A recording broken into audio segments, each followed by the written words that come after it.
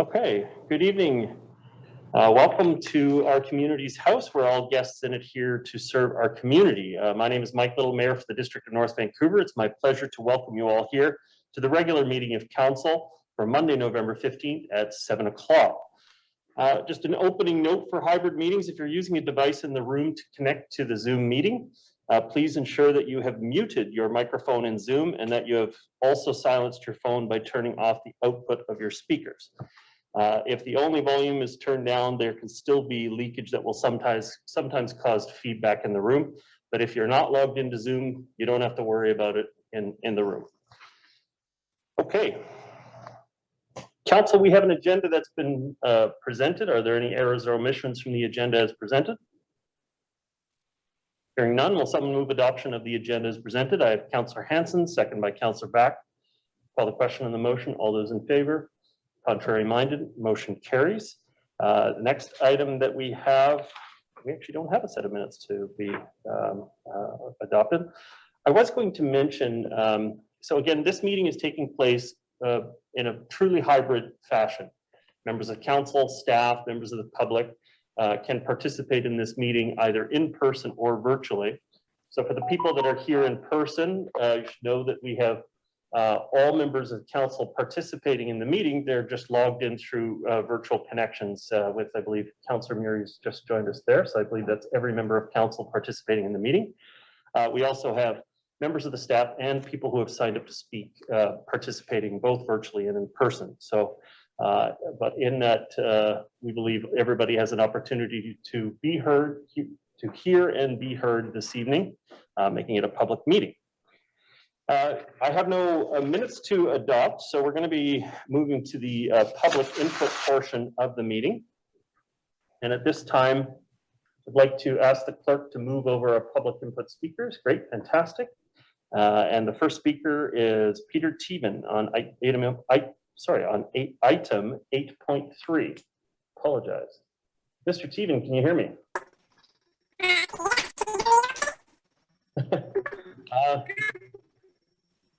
Mr. Teven,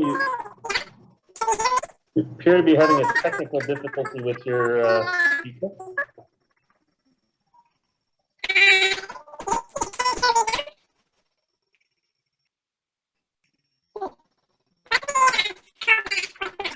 I cannot hear Mr. Teven.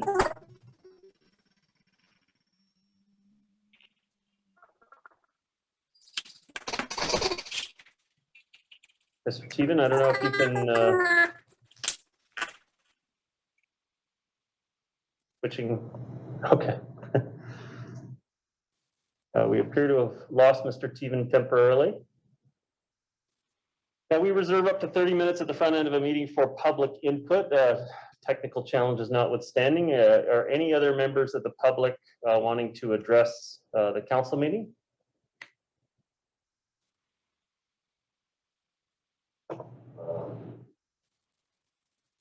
Okay. I see no further hands. Oh, yes. So you're welcome. So come up and what I'm going to do is I'm going to get Mr. Teven to reconnect and I'm going to have you speak and then we'll get back to Mr. Teven once we've sorted out his technical challenges. What we have is an item. We have those folks. Oh, okay. Sorry, I don't have the full list. Okay, sorry. That's correct. Okay, so I also have, I have Hazen Colbert, Eric Anderson, John Lawless, and Maria Donovan signed up to speak next after Mr. Teven. But Mr. Teven, we're going to get back to you in a moment once we figure out the technical matters. So the next speaker I have is Hazen Colbert. Mr. Colbert, can you hear me? Mayor Little, can you hear me? I can hear you clearly, Mr. Colbert. You have 3 minutes to address the council. Thank you, Mayor Little. Back about 2015, there was a development proposal put forward by Polygon, and that development proposal was on East 27th, and it was referred to as the Mountain Court development proposal. It included 3 strata buildings and 1 rental building of approximately 75 units. That rental building of approximately 75 units drew a CAC contribution of $3 million. Decision was made at the time by Brian Bidwell on his own, because he has that right and he has that authority to waive $3 million in CACs, because he stated that the building of a 75-unit rental building was a community amenity, and therefore the $3 million could be waived. 2 weeks ago, that building, called the Hawthorne Rental Building, was sold. Goodman Realty was the seller, and they sold it for $59 million. At the time, there is a 2-bedroom, 686 square foot unit for rent in that building. I want to repeat, that's 2 bedrooms, 686 square feet for rent, unfurnished, for $2,900. I have reviewed the rules for what is considered a community amenity contribution in this province. A market rental building in which a 2-bedroom unit sells rents for $2,900 is not a community amenity. As a result of that, there can be only one conclusion reached, and that conclusion is that the District of North Vancouver subsidized Polygon for $3 million in the construction of that Hawthorne building. Now, again, I've looked at the legislation, and Mr. Stewart will confirm, we cannot, and by we I don't mean me, I mean the District of North Vancouver, cannot subsidize a business. Certainly not to the tune of $3 million. So at this time, Mayor Little and Council, I ask this Council, through the legal process, to seek relief, and actually we should capture that $3 million from Polygon, because it should never have been waived in the first place. Thank you, Mayor Little. And again, it should never have been waived in the first place. I don't expect we should ever see this type of stunt pulled again. Not acceptable. It's in clear violation of the legislation, and it should not take a layperson like myself to be bringing this type of thing forward. Staff should know they can't do this. No more waiving CACs in order to subsidize developers. Thank you, Mayor Little, and thank you, Council, and thank you, staff. Thank you, Mr. Clinton. Okay, the next speaker I have is Eric Anderson, joining us virtually as well. Mr. Anderson, can you hear me?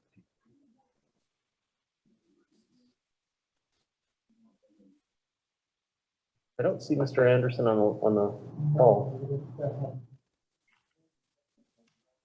Oh, yes, we had just heard that there was a power outage in the Blue Ridge corridor, and Mr. Anderson would definitely fit into that. So we will check back in at the tail end of the public input list and see if Mr. Anderson is able to join us. If not, he'll have to submit his comments electronically. Okay, the next speaker is John Lawless, here in person. John Lawless, welcome. I need you to come up to the chair, and there's going to be a microphone turned on for you there so that everybody can hear you. Have a seat, please. There you go. This is the microphone. That must be the one. There you go. Yeah. And welcome. You have 3 minutes to address the council. Thank you. Thank you, Mayor and councillors. Thank you for the opportunity where Marie and I are presenting a petition on the desk, which unequivocally calls for the removal of the temporary Naughton Avenue detour. It's worth noting that the detour is always and everywhere been referred to by DFT staff as temporary. There's some question, however, that it may be made permanent. I represent over 594 local Deep Cove residents who, even during a raging pandemic, eagerly stepped out on their porches to sign this hard copy petition. This is in addition to our online petition of several thousand signatures. We want to have the temporary road dismantled. We want to create and implement a long-term plan for the restoration of the forest and animal habitat. The addresses of those who signed the petition stretch from Panorama Drive to Seashell Lane, from Deep Cove Road to Beachview and Wickenden. All these residents have taken the time to commit to expressing their opinion that the detour must go. Regarding the quality of life for the surrounding neighborhood, the mayor and all council members have visited the Naughton Avenue detour. You're all aware of how A peaceful cul-de-sac has been reduced to just another noxious, noisy, and ugly thoroughfare, swamped in traffic. The amount of traffic safety signage alone is extremely visually polluting, let alone the noise and exhaust fumes. The safety and comfort of the seniors at the Lions Manor has been especially impacted. Many of those seniors have taken the time to personally communicate directly with the mayor and council via letters and emails about the seriously negative impact of the increase in traffic on their safety and comfort. Mountain Avenue is no longer a quiet living area for seniors, nor is it a safe passage for pedestrians, kids, and recreationalists. Residents have spoken not once but twice. In the spring, DNB staff created and promoted a digital ideas board to collect public opinion on the final use of the detour. This is DNB's own staff. Staff's own data collection showed an overwhelming 80% opposition to a permanent detour and 80% support for removal. There's a copy of the document in the package. DNB staff acknowledged the overwhelming opposition to a permanent detour in their own post on the DNB website, put it back the way it was, quote unquote, emerged as the idea with the most likes and the most overall comments. In April 2021, project manager Aaron Moxon stated the following: the district has expressed a clear commitment to listen to the community, quote unquote. Furthermore, in a letter dated August 30th, Ms. Moxon restates that staff will, quote, create a short list of technically feasible options. The detour was built to be temporary. The removal of the detour is already funded. There can be nothing technical standing in the way of removal. Mr. Lawless, we're over 3 minutes now. If you could draw to a close, I'd appreciate it. I'll turn it over to Maria and she'll finish up. Thank you very much. Thank you very much. Just to confirm, I saw a package, that's your petition package. Can you There confirm is a receipt? petition package, yeah, and I put the copy of several documents on your desk. Thank you very much. Thank you. Next speaker is Maria Donovan.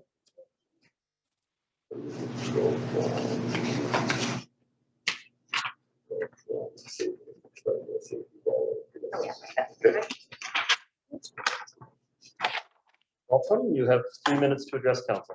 Thank you very much. I will finish up my comments on the detour safety, the impact on our local wildlife, and an opportunity for you to demonstrate climate change leadership.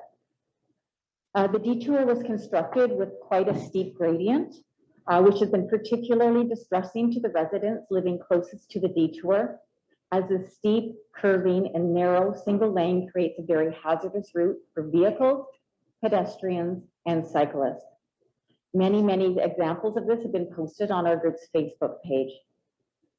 Should we experience icy winter conditions, it could become even further perilous situation, one that we would all like to avoid. As a roadway, this space is no longer usable by the owls and birds who have been regularly spotted there, and it is dangerous for small mammals. Roadkill started to show up here within 48 hours of the detour opening. Additionally, this was once a wildlife corridor for larger mammals as well that move quietly through our neighborhood. It is important to remember that the more crowded and developed our world becomes, the more critical these pathways become. This is a perfect opportunity for the mayor and district council to show meaningful, active leadership in the fight against climate change. Cutting trees and permanently paving green space for the use of more cars is completely counter to all scientific opinion on fighting climate change. Keeping the detour and all its heat absorbing asphalt and gravel shows a blatant disregard for this town's near universal desire for action on climate change. Our younger generations deserve much better. Replanting the forest may only be a small gesture in an overwhelming global catastrophe. However, working together as a community for the regeneration of that forest is something that everyone of all ages can get behind and be proud of. Given that the community has spoken up in favor of this goal, and given that the removal is entirely feasible and funded, it is up to you, Mayor and Council, to hear the voices of your community and make the decision without further ado that the detour be removed. Additionally, I challenge all of you to support the replanting of Naughton Nature Park and once again turn it back into a wildlife corridor, dedicating it to the fight against climate change. Thank you for your attention. I have no further speakers. I'm going to check in again with Mr. Teven. Sorry, Mr. Teven, when you spoke last time, we were having a very difficult time hearing your audio. Just checking in. Yeah, I had changed the device on my computer, but not tweaked the settings. So now I've connected with my phone. Fantastic. And I did get a message from one of you that I sounded like Mickey Mouse. I'm not sure if that is not maybe more desirable. Mickey sells. Okay, well, thank you. 3 minutes to address council. Welcome. Thank you, Your Worship. Yes, Peter Tevan, 1900 block, Indian River Crescent. I want to comment on the Rupert Street proposal. I think it's item 8.3 in the agenda package tonight, if I remember correctly. And this is the first, today is the first time I've had a chance to look at the staff report. And incidentally, I would suggest that it would always be advisable to have the staff reports available on the development page for each development as one of the filings, including high resolution images and blueprints, because even when you take the council package and zoom them up, you can't read the notes on the drawings. But I think I'm well on record of as saying that I'm in support of rental buildings in the district. I know that we need more of them. We need more market rentals. We need more non-market rentals. We need truly affordable rentals. And therefore, I support this going to public hearing. That being said, I do have a few concerns. And those concerns at this time would be, and this is looking at it from just the kind of the prima facie point of view, that what we have here is a proposal for us to go over and above the FSR as designated in our official community plan by, I think the calculation is 65%, 65% higher FSR. In return, we'll get 20% of the units being non-market. And I didn't have a problem with the non-market rental rates until I read that the parking is unbundled from the rent, meaning that the affordable rents would now become less affordable. So I do want to say I do support it going to public hearing. Hopefully it can be massaged a little to a point where everyone can agree that it's a benefit to the community. I do also want to bring to your attention, I read the notes about the waiving of DCCs. I think it would be generally unreasonable to expect 100% DCC waiver for a for-profit development. And also I have concerns about the basis of the CAC calculation, because what it said in the staff report was that it was based, and it seemed from the way I read it, purely based on any appreciation in land value. And that they don't deem that there will be any appreciation in land value. Well, even if the land didn't go up, the density is going way up. And I don't think that zero CACs is appropriate. So I think that a public hearing would be a good time to discuss that. And with that, I'll close and say thank you. Thank you, Mr. Teven. Like I said at the beginning, we set aside up to 30 minutes for public comment. Is anybody else joining the meeting in person or virtually wishing to add their comments?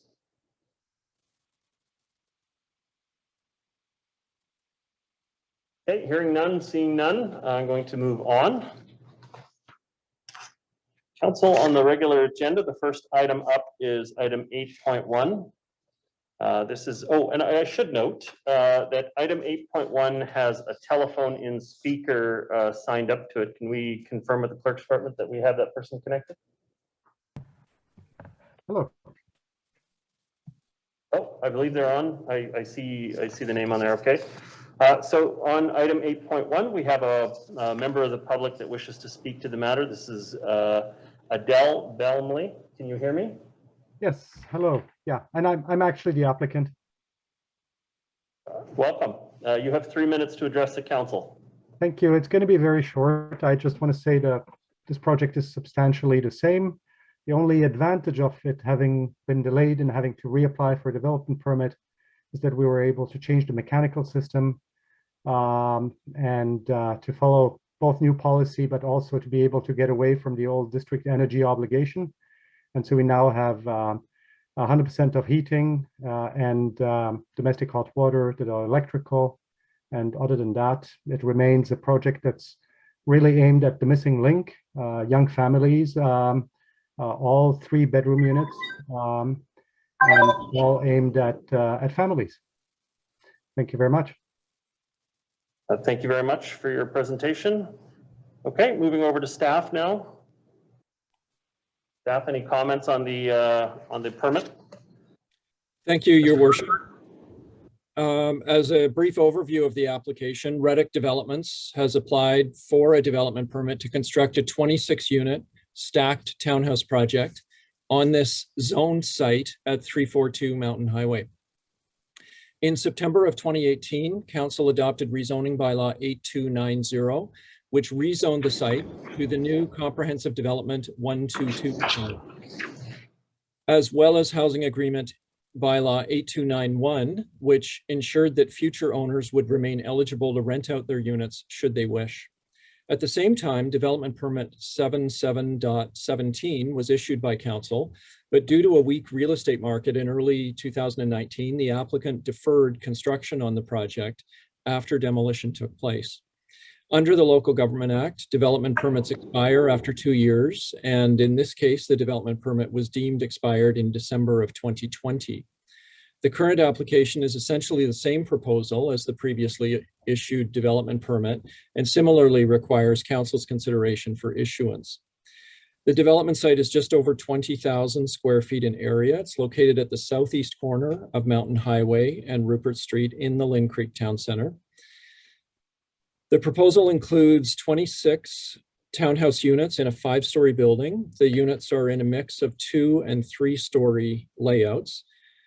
13 of the units are accessed from individual entrances at the ground floor, and 13 units are accessed from common walkways at the 3rd level of the building. The project proposes an overall floor space ratio of 1.75, which is consistent with the site's existing CD 122 zoning.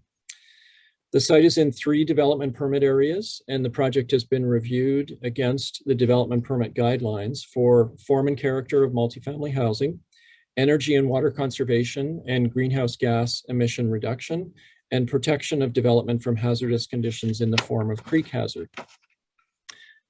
As was noted by the applicant, the project is committed to a 100% electric heating and hot water supply, and will meet BC Energy Step Code Level 3 with a low carbon energy system that does not rely on fossil fuels. Parking for the project includes 46 resident spaces and 3 visitor spaces in a single level underground parking garage. Bicycle parking provisions have increased from the previous proposal to reflect the district's updated bicycle parking policy, which was adopted in 2019. A total of 60 bicycle parking spaces are proposed, with the option for an additional 12 bicycles to be stored in outside storage rooms. Overall, the project is consistent with the design approved in the previous development permit. Changes in policy since the issuance of the original DP, including updates to electric vehicle charging requirements and the district's approach to the BC Energy Step Code, have been incorporated into the updated design. Development permit 46.20 is now ready for Council's consideration.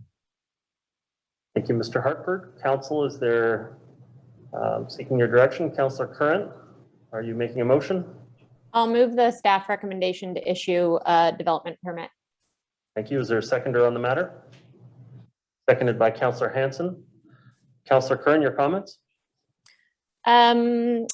Just briefly, this rezoning, as staff indicated, was actually done in September of 2018.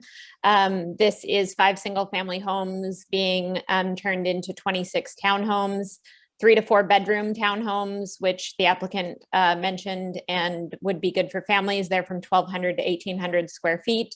I appreciate that there was a delay, but I think it's going to yield a building that is not going to need to be retrofit, as so many of our buildings urgently need to be now. I appreciate that there is 100% level 2 ready. although I know that we're only doing 20%, but that they're all ready for that, even though our policy, I think, is something that we still need to work on. I just wanted to comment on the play area and the outdoor area. I think that's so important. I really appreciated that courtyard feel as much green space. I know this applicant, we worked together on another rental building, and I'm a big advocate of green roofs. But I think that this area really has a potential to be greened up quite a lot. I think that it is an area that's close to a lot of traffic next to the highway. So I think as much as we can do to make it a nice place for folks of all ages and abilities to live. I did have a question from staff about the flood covenant that was registered on title, just a little bit more about what that means. It's particularly relevant today. And so can staff just explain a little bit of what that is? But otherwise, I'm happy to see it moving forward. And I think it's checks off a lot of boxes that our OCP action plan indicated as well. So that's my dog. I'm going to put on mute. Thank you, Councillor Curran. Mr. Hartford, do you have a response?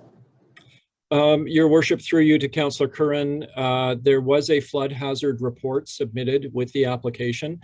That's been updated to reflect the current application and has been reviewed and accepted by staff. That sets a minimum elevation for safe construction of this building that will be registered on title and is a requirement to be fulfilled as part of the building permit process for the construction.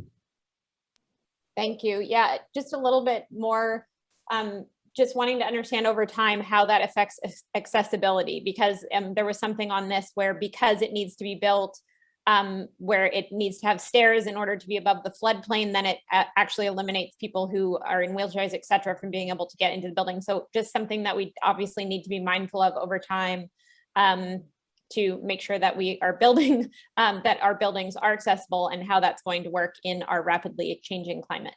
So, but that was something that was new to me, seeing that flood covenant registered on title. So I wanted to learn a little bit more about that, but I'll leave it at that. Okay, thank you very much. Councillor Hanson, you were the seconder on the matter. Do you have some comments? Thank you very much. This site was rezoned in 2018, and the original development permit was issued in September of 2018.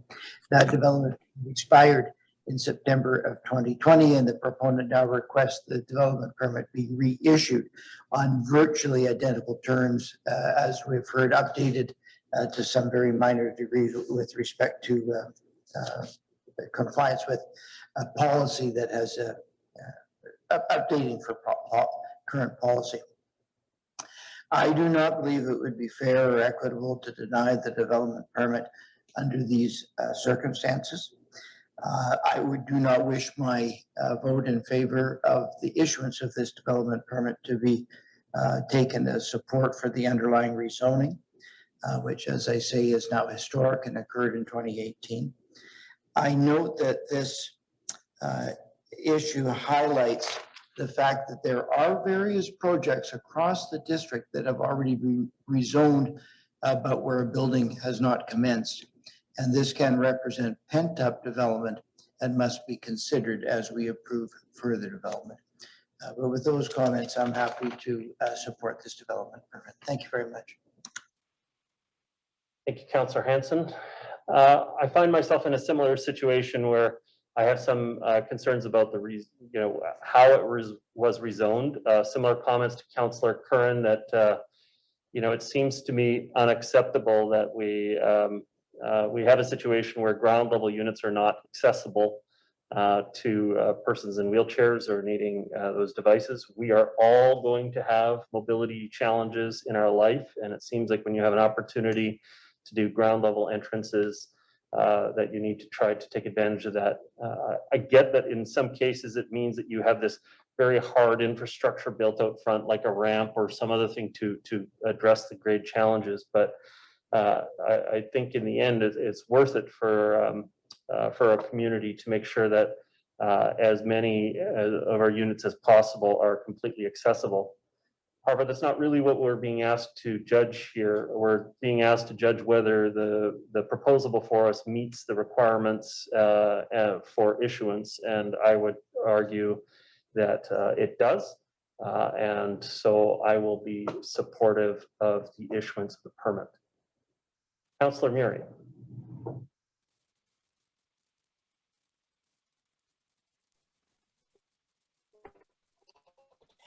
Councilor Murray, your comment?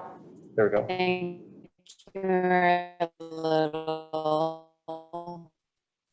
So Councilor Murray has been having some technical challenges because the power has been. And I concur with the comments around the table. Can you hear me? In and out, yes, I heard you. Can you not hear me? Can you hear me? I heard you say that you concur with the comments around the table.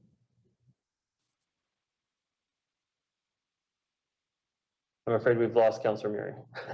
So again, she lives in an area that has currently has a power outage. And so we were trying to connect her to the meeting remotely. We're obviously still having some technical challenges with doing that. Any other members of council wishing to add their comments?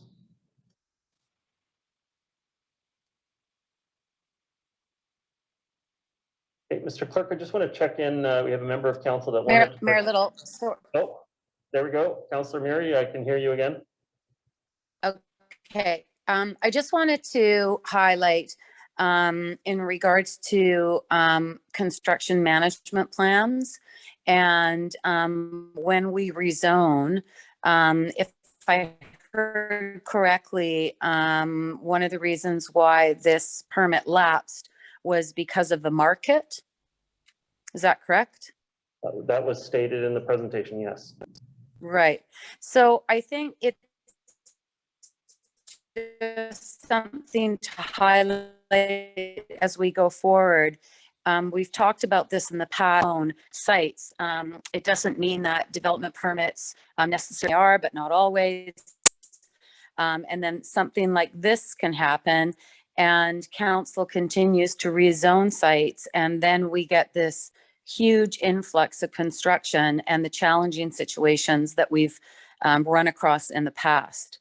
And so, you know, once the zoning is given, there's an expectation that the project will move forward. And I think it's something that the municipality and planning need to address in regards to how that actually occurs, and not simply based on, you know, market conditions, because ultimately you could be building a building or finish a building and then the market could change. And I think we have an expectation that once zoning is given, that the project is going to go forward, as we are supporting projects that are going to be of benefit to the community, and based on, you know, the benefit to the developer. Okay. Thank you, Councilor Murray. Next speaker I have is Councilor Forbes. Thank you, Your Worship. I was going to say couple things similar to what Councilor Murray just said, but first I just wanted to ask staff if, I must have missed it if it's in here, but are these still going to be rentable by the owners? Mr. Hartford, I think that was in your presentation. Yes. Your Worship, through you to Councillor Forbes, they are rentable by owners. The housing agreement bylaw indicates that there can be no restrictions on long-term rentals brought in by a strata corporation. Okay. All right. Thank you very much, Mr. Hartford. And yeah, I just wanted to say the same thing that Councilor Murray said. I'm concerned about the construction management because we have a lot on the go down there, similar to what we got ourselves into, maybe a little bit in Lions Gate, and when this council first came into this term, also in Edgemont. So I'm concerned in the same way that we haven't had a discussion, or we don't have a policy regarding this. and also the traffic demand management that is down there.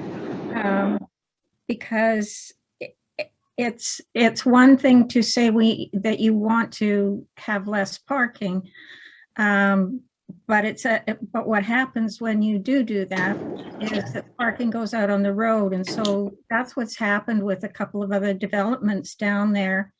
And I'm not saying that this one will particularly add to that. Actually, I like their parking ratio, but I am concerned that I'd like to ask staff if we could have an up-to-date report with the timeline of what is happening with the buildings, the developments down there, with an idea of listing the number of parking spots as well as the timeline of the development. Because as Councilor Murray said, once the development permit is issued, then we lose control of when the actual construction will start.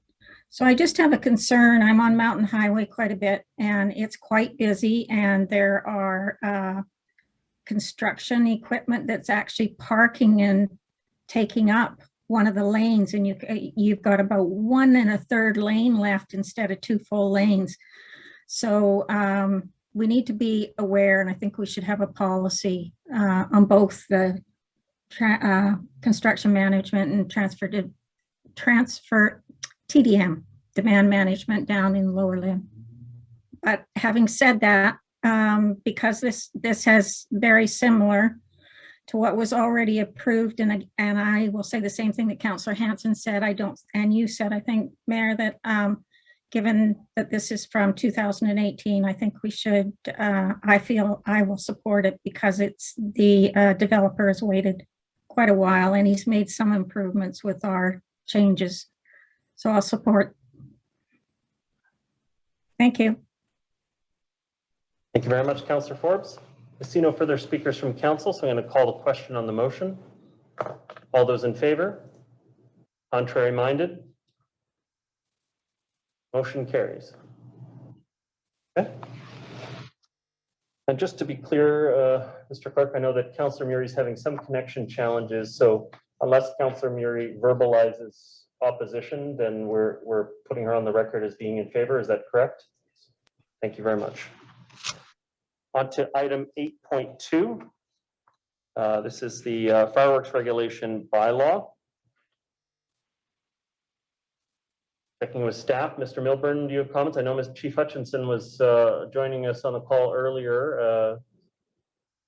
I just don't see him at the moment. He is there. Okay, I'm going to go straight to Chief Hutchinson then. Welcome, Chief. Thank you, Mayor Little. Just briefly on Halloween night for us this year, we did have one vendor with 2 locations.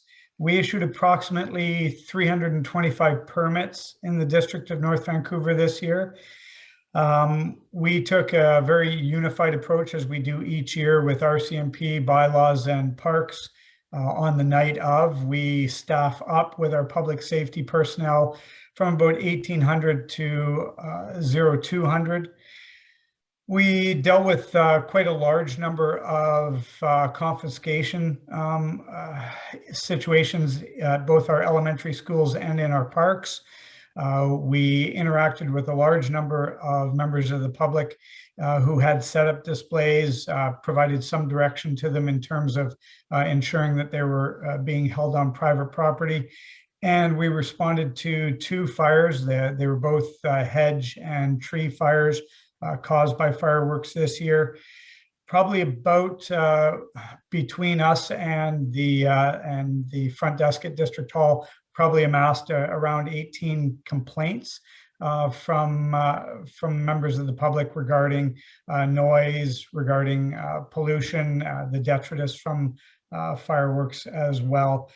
The one vendor that had 2 locations, one on Marine Drive and one on Capilano, we did have an issue with the selling of fireworks without permits. So we will be assessing either fine or withholding the bond from that vendor this year.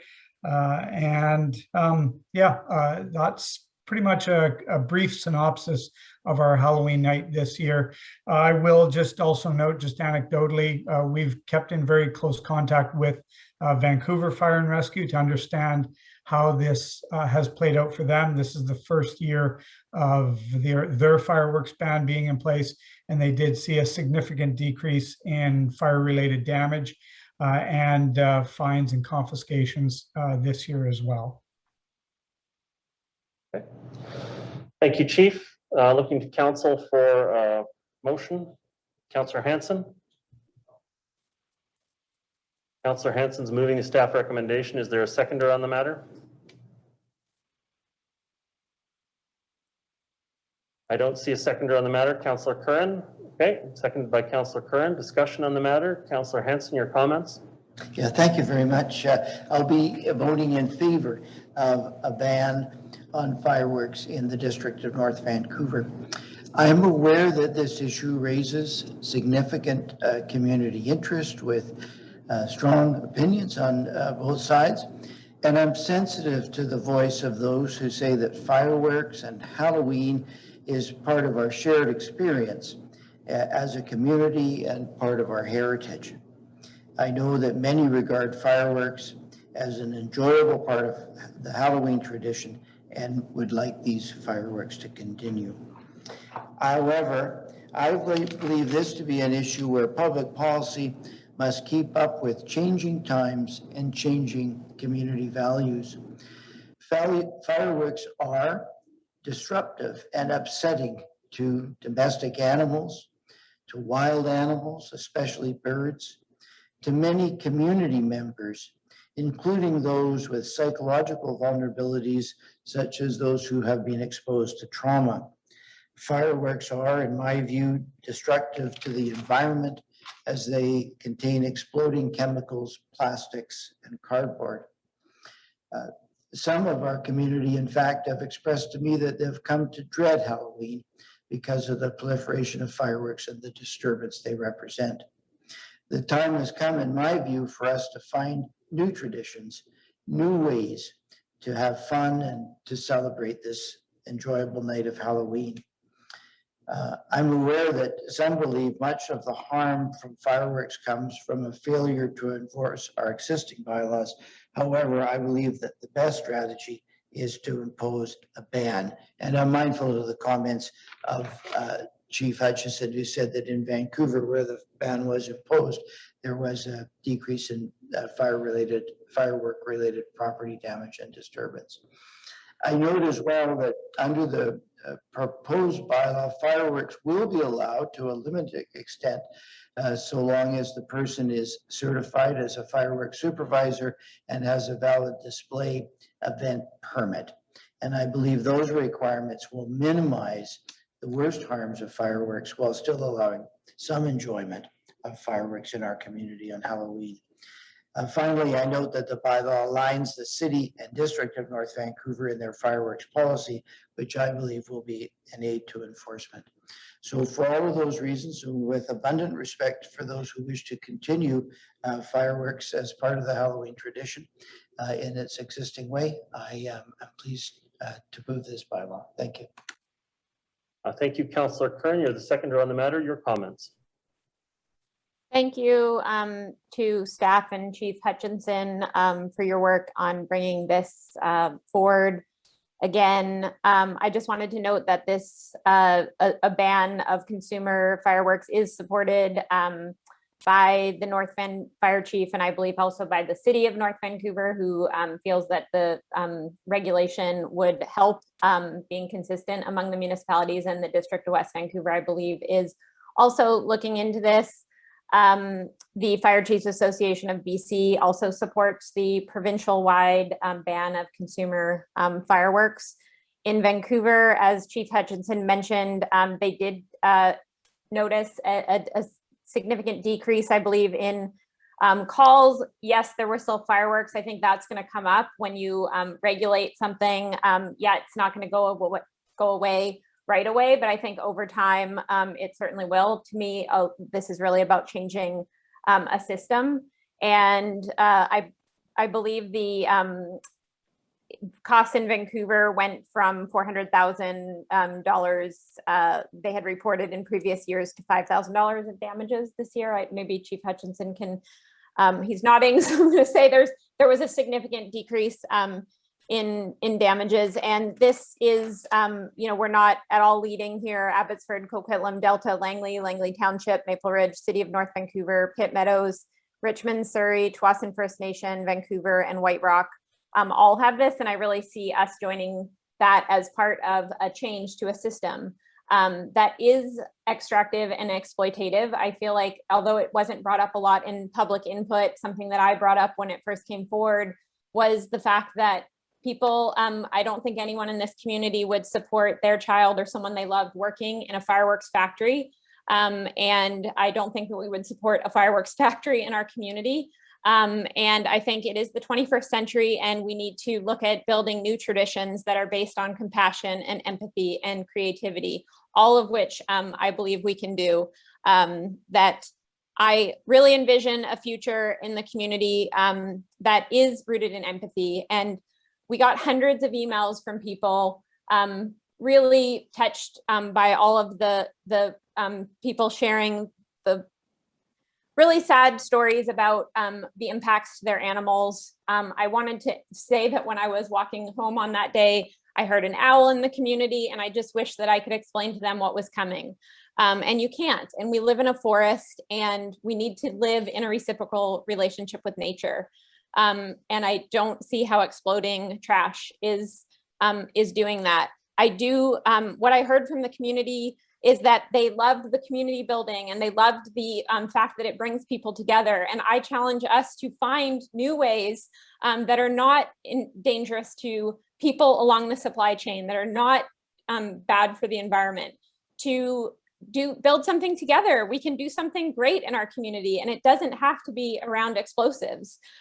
So I really hope that we will use our creativity that we have, because we have the ability to do that. Animals, wild animals and domestic animals, they don't, we do. And we live in a community with them. We live with humans and non-humans. And to Councillor Hanson's point, there are people who do have humans also that are negatively impacted by this. So I don't think it's going to change overnight. But I think that to be able to say to our community and to other people in the region, yes, we're all doing our part to try to change the system, and let's come up with something better that isn't harmful. And I really hope that council will take this step, recognizing that it's not going to change overnight, but it's a part of disrupting a system that I don't think aligns with our values or where we need to go now or into the future. So I'm interested in hearing from the rest of council, but I'm certainly in support of taking this step, and eventually we can have the best tradition, and we can tell people about why we did it, and we can move forward doing something new and that responds to human rights and environmental justice. Thank you, Councillor Curran. My own comments on the matter. I supported us having the bylaw explored and put forward to have this discussion. What I observe in the community is that there's an awful lot of people that still want to take part in this. And when you go out with the kids trick-or-treating on Halloween night, it's really great to see some new traditions emerging, such as people opening up their garages and sitting out front and giving out candy and hanging out in sort of an outdoor circle. I think that was something that some people have been doing for a long time, but COVID really added to make people feel more comfortable to sit outside of their house to give out candy and such. But at the end of the day, I'm left wrestling with this issue of the impact of cultural practices. And so there are lots of cultural practices that we have that are very impactful. Whenever we have a parade, it can really impact the neighborhood. It also adds extra garbage and waste to an area. Lots of the time, we celebrate, I've always generally participate in Chinese New Year, but Chinese New Year produces a lot of paper waste products in the process of it, the different things that you give out and hand out. When we had the Lynn Valley Days Parade, again, we're quite disruptive in what we do there. And, you know, and you think about the other major cultural institutions that take place in our community, you know, whether it's 420, you know, Sunset Beach just gets wrecked with garbage and waste and other things. And we still manage to find a way to say, it's a cultural practice. We recognize there's an impact, but it's how people want to come together. And when I go through my neighborhood on Halloween night, in that very limited 4-hour period that we make it legally available, that's what I saw. It was this street came together to have a fireworks display, and 2 blocks over was another group of neighbors that came together for a fireworks display. And I have to say that I have to view it as being an expression of cultural practice in our community. And I think that it still has a value going forward. Yes, it's disruptive. Yes, it has an impact on wildlife, and it has other impacts. But at the same time, so does every other cultural practice that we do as a community when we take over an area and change it for the purposes of a particular cultural practice. Think of the waste that gets produced by Christmas decorations and celebrations, but we certainly still support that taking place in our community. And so, but we accept that to the expression of the cultural practice is going to have a cost and an impact, and we have to decide whether we think it's worth it. I was very touched when we heard from the public about. I was not expecting to hear from an advocate for kids with autism coming out and speaking about how it's their favorite event of the year. They love watching the colors and the fireworks explosions and the boom as well, and it's their favorite event of the year. I think of my own dog. My own dog is not really affected by the Halloween fireworks so much. In fact, he's quite happy to sit outside and watch them. What really caused him stress was trick-or-treaters knocking on the door and ringing the doorbell. That was actually way more stressful for him than the fireworks were. But we're not trying to get rid of that either. So I'm left with the conclusion that our community is not ready for this and does not want this yet. Maybe that desire will change. Maybe the number of permits purchased will go down and down and down to the point that we make this change and it's something that's accepted by the community, but we're not there yet. And so I'm going to be voting against this proposal. Next speaker I have is Councilor Murray.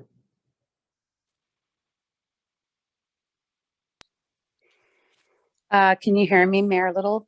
Yes, I can. Okay, thank you. I just think this bylaw is not, you know, the intent of this bylaw to ban fireworks is not, it's not there. You know, I mean, who are we kidding? We're going to say the district's going to ban fireworks and then all fireworks are going to just disappear. We're not going to hear them anymore. And that's the challenge that I have. It's like this false security that if we ban something in a bylaw, all of a sudden it's going to stop. And this discussion has been going on for decades.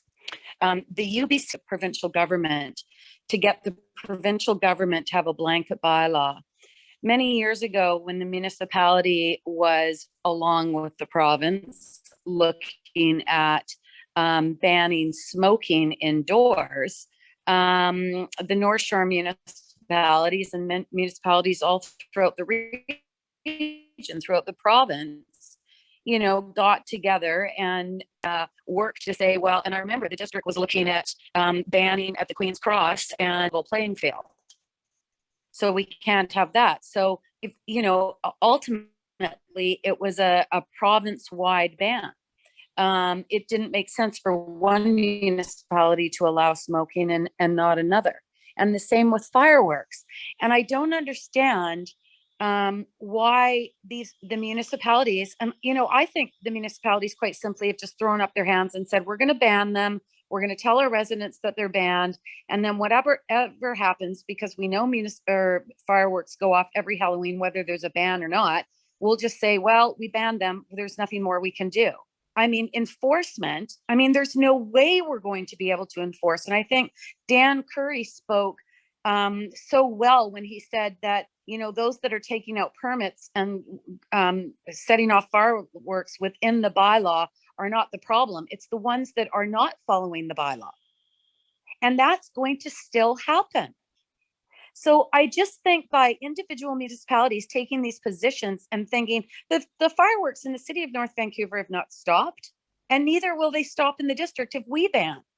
You know, and this bylaw actually says, well, even if we do ban them, you can still set them off, but you just have to have with a license. And I think I asked Chief Hutchinson, our fire, many of them would be able to supervise a show. But is that going to deal with the letters that we get every year in regards to animals, in regards to those with PTSD and all of the, because the fireworks are still going to be allowed, except they're going to be supervised by a professional. Well, then what part of that means ban? I don't get it. I just think we have heard this for so many years, and we're saying, okay, let's just ban. We'll make the recommendation to ban, and then it's going to be out of our hands.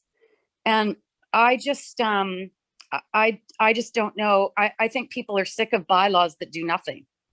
You know, our two First Nations neighbors, they actively have kiosks on First Nations land that we have no control over, selling fireworks. And my understanding is that the Squamish Nation is going to continue with that practice, and I don't know for how long. And the Tsleil-Waututh is discussing it at a committee meeting. You know, until those questions are answered, and until this is done, you can buy fireworks online. I mean, we don't even need a kiosk. So why do we think that just, you know, the dish is all going to go away? It's just, I just think that this is not going to do anything. Maybe it's going to make us feel like we've addressed the issues of those that write letters. I'd like to know through staff right now, how many permits did we have last year?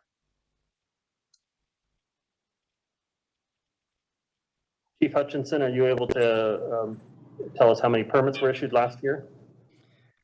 Through your worship, Mayor Little, I know that our numbers have remained somewhat steady, so I would have to look at the numbers, but off the top of my head, I would be saying in the 300 range in terms of the permits that were issued. Okay. Thank you. I think that says a lot, but I think also what's changed is the size and the scope of these presentations. No longer, I mean, when they happened in my neighborhood, you know, it was a wheelbarrow filled with sand and a dad coming out in the street, and we all, you know, stood back and he lit them off by himself. Now they're like mini pyrotechnics. Some of these shows put on are serious displays. You know, have we addressed that? Have we addressed the size? I mean, if you got a professional to come in, and God knows we've got, you know, we certainly got enough probably special effects people in the community, writers in the community that would have those licenses to be able to set these shows off. So really what we're saying is we're not really banning. You know, we are Councilor Mary? continuing to allow them just. Sorry, ladies and gentlemen, we're obviously having some technical here. And it's been received, Councilor Mary. And it doesn't sound like Okay, so just to be clear, we Councilor Mary's feed is muted. This is just any trying to catch up with where she was when we last. lack of professionals that would be able to accommodate that request. That might be a while. Okay, we'll do our best to get a hold of that now. Councilor Murray, I don't know if you can hear me, but I think your point was well made, but we did lose you, your feed just for the last bit. It slowed down to the point that it was not audible. And so we're going to move on, but I think your point was well. You know, it might even create a new opportunity. Yeah. I think this should be referred back. To mute the feed or I don't think banning is going. All right, well, now I'm cutting you off because you're over time. If I even have the ability to do that. But Councilor Murray, I don't know if you can hear me, but your point was well made. We just had a technical difficulty with the tail end of your comments that's slowly strung it out over a long period of time and made it fairly inaudible. The next speaker I have is Councilor Back. Councilor Back, your comments? Thank you, Your Worship. Yeah, not to repeat too many of the points that have been made. First, I'll just begin by saying I fully appreciate the negative aspect of fireworks. The very nature of them means they can be extremely loud and disruptive and really have a negative impact on people, on pets, on our environment. And I certainly hear where people are coming from when they voice those concerns. Like yourself, Your Worship, and Councillor Murray have stated, there is a real positive experience that many people continue to have with fireworks as part of their Halloween tradition. That's the case for me, and where I live on my street, there's one neighbor who regularly puts on a show. He is one of those people that goes and gets the permit to discharge, and it's something that the neighborhood looks forward to every year. During the public hearing on this proposed fireworks ban, we heard from residents, many of whom support the ban, but we also heard from a number of people, at least a few people at the public hearing, and certainly others through email and other means, who support greater enforcement and education around our current fireworks regulation bylaw. And it's on that issue that I'd like to base my comments. The sale and discharge of fireworks is already regulated, as has been stated under the fireworks regulation bylaw, which says that no sales or displays may happen before October 25th or after 9 p.m. on October 31st. And we know that discharge is only permitted on October 31st between 6 and 10 p.m. With a permit. I believe the people that have gone and gotten those permits, many of them do year after year, they're not the ones who are causing the problem. In fact, they're going about it the right way, and I would think by and large are creating safe firework displays for their family and for their neighbors to enjoy. The issue, from what I can tell, is the use of fireworks by people who are not adhering to the existing bylaw. They are using them well outside of the permitted 4-hour window, often days before and days after October the 31st. And so my concern is that implementing a ban is really just punishing the people who are doing things legally. I do understand how bringing an outright ban sends a message. Maybe it's a political one, but as we've seen in other communities, it's not necessarily going to have an impact, at least not right away, a positive impact, that is. So I completely understand what the problem is. I just don't think this is the solution. However, if we are going to move forward with a ban, I do hope that some thought is given about how we can create some of those larger scale displays in the community, like the ones that happened when I was a kid growing up here in the district. I remember several at Lynn Valley Park years ago, and later at Inter River Park, where they were professionally organized displays where the community could come and still enjoy fireworks. So those are just some of my points, but again, I tend to agree with many of the points you made, Your Worship, and Councillor Murray. Thank you. Thank you, Councillor Back. Okay, Councillor Forbes. Thank you, Your Worship.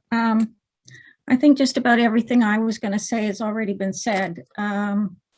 It's the people, and I think I'll make an assumption here that maybe Chief Hutchinson can correct me if I'm wrong, but he stated that a lot of the issues or the enforcement was being done in parks and school grounds.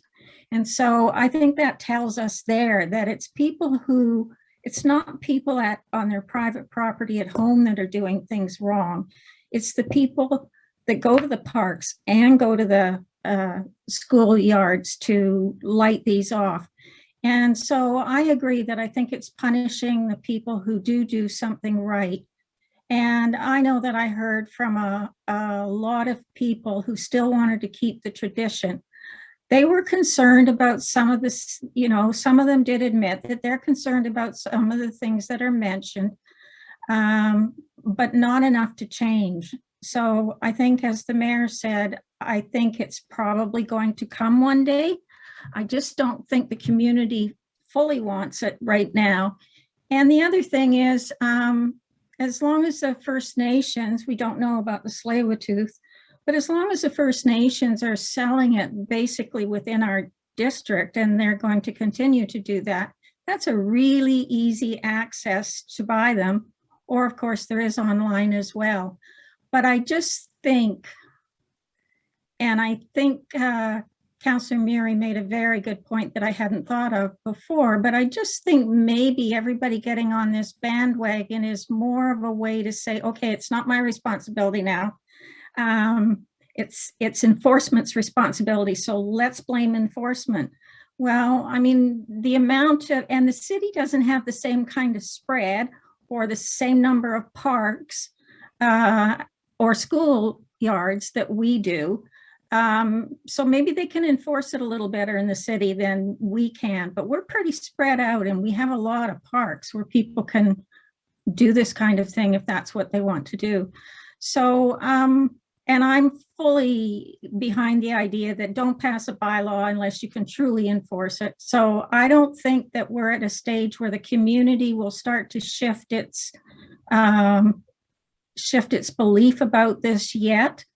Maybe it won't ever, I don't know. But, and I lost one pet in the summer, but I've had several dogs and I also have a cat, and they basically sleep through the fireworks. And like the mayor said, the doorbell ringing or knocking on the door upsets them more than the fireworks. So I don't think changing this bylaw is going to change. The people who really want to do something that's forbidden to do, they'll continue to do it, and they'll continue to find access to fireworks in order to do it. So I would just hope that, you know, I do feel for the animals. I do feel for anybody that it does set off in a bad way. But I also was impressed by that letter that came in about autism. So I think there's a lot of people for different reasons that still want to see this in the community. So for that reason, I'm going to vote in favor or not in favor of supporting this motion to ban fireworks. Thank you. Thank you. Thank you, Councillor Forbes. First time speaker, Councillor Bond.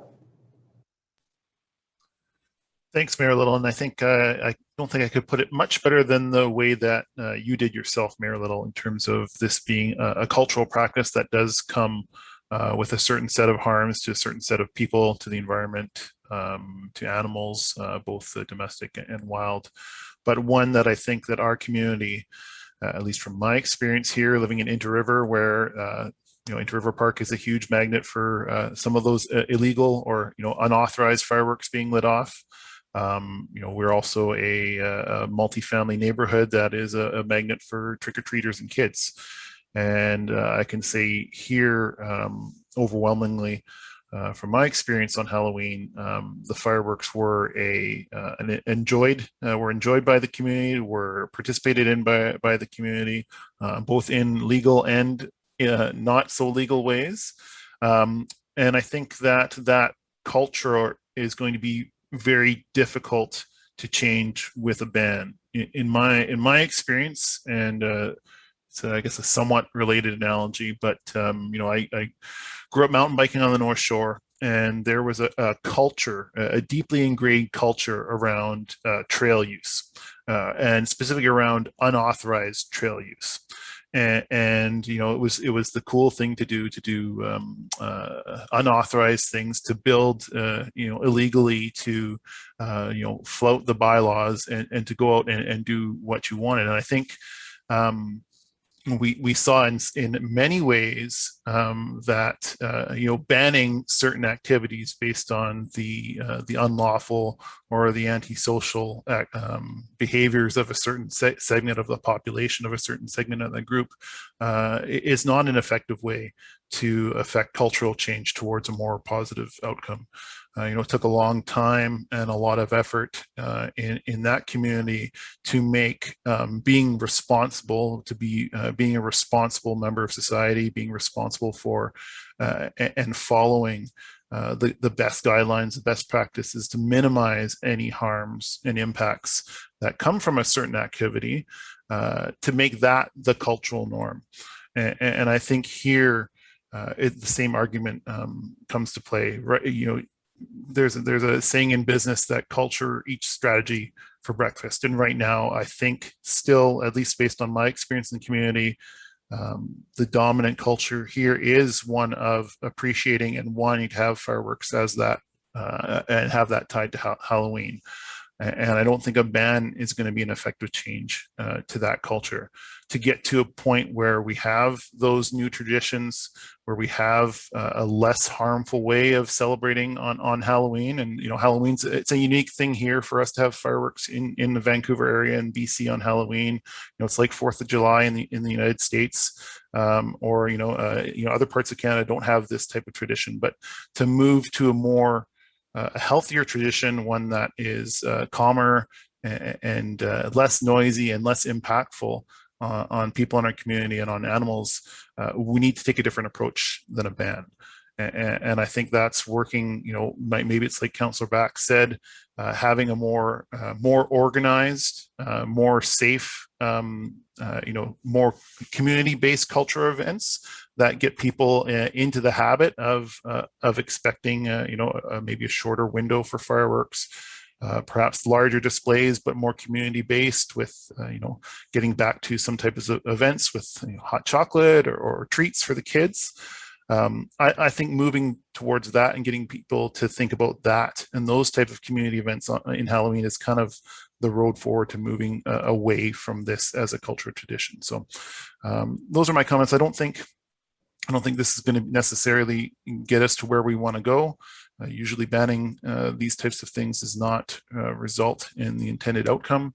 And I think we need to take a different approach, to a more managed approach, to get to move and shift our culture away from this practice. Thank you, Councillor Bond. Second time speaker, Councillor Curran. Well, it looks like this is not going through, which I hear what everyone is saying, and I am hopeful that there will be education around the entire supply chain and who's impacted. I think a lot of times we are removed here from the entire impact of these supply chains, and there are people's lives and that we don't talk about, and no one's really brought that up. So I think when we talk about education, we have to think about you know, our enjoyment at whose expense. And I agree, changing the culture around being living in reciprocity with nature and all of the things that we need to do moving forward. I disagree that it's not that we shouldn't change it because we can't enforce it all. There's many laws that are changed. You obviously can't enforce everything, but I think most people do the right thing most of the time. And I think that it is something that will change over time. I never anticipated it to be easy, but I hope that there will be education around the real impacts to this, so that we don't just look at these few moments of fun and not realize who's harmed all along the way. And it sounds like I have more work to do at the provincial level. I agree, a ban at a provincial level is important. I don't believe there's anywhere in Canada that manufactures fireworks. And I think that's because most municipalities would not want that type of business in their community, would not support that. And like I said, most people would not support someone, their child or someone that they liked working in an explosives factory. So I think we need to consider that when we go out and work on education. A lot of what we need to do in this century is about changing hearts and minds and reconnecting to each other and reconnecting to nature. And I don't think that advocating for compassion and empathy and creativity are ever going to be values that I look back and regret doing. So we tried, we didn't get there, but I appreciate that council does seem to care about some of the issues that were brought up by hundreds of people in the community. So I'm sorry for them, and I'm sorry, you know, for all the animals and people who weren't able to come and speak, that we weren't able to do something. I agree this isn't perfect, but I haven't heard anyone bring anything else forward. So I guess. Thank you for your comments, Councillor Kern. Second time speaker, Councillor Forbes, and then Councillor Muir. Councillor Forbes, go ahead. I just want to mention quickly, yes, there's quite a few places across Canada that do manufacture fireworks. The province right next door to us is one of them. They allow it. And I think what we also have to do is we have to keep in mind that there's certain things within the scope of the municipality, and then there's other things that are in the scope of provincial or federal. And we have to listen to our citizens here, what they want. It may change down the road, and maybe there'll be a Canadian-wide ban or a provincial ban. It may change down the road, but we can't handle what requires them to do something in order to have a really effective change. We have to stick with what we can do within our own municipality. So that's all. And I just want to say I know that people that come from other countries, sometimes they're shocked that we do this, but it's no different than there's traditions in other countries that we would be shocked at. It happens to be a tradition here. So as I said, it may change, and the community may come around eventually to thinking we don't need these. But at the moment, I think there's more that I heard from that we're in favor of keeping it. So that's all. Thank you. Councillor Forbes.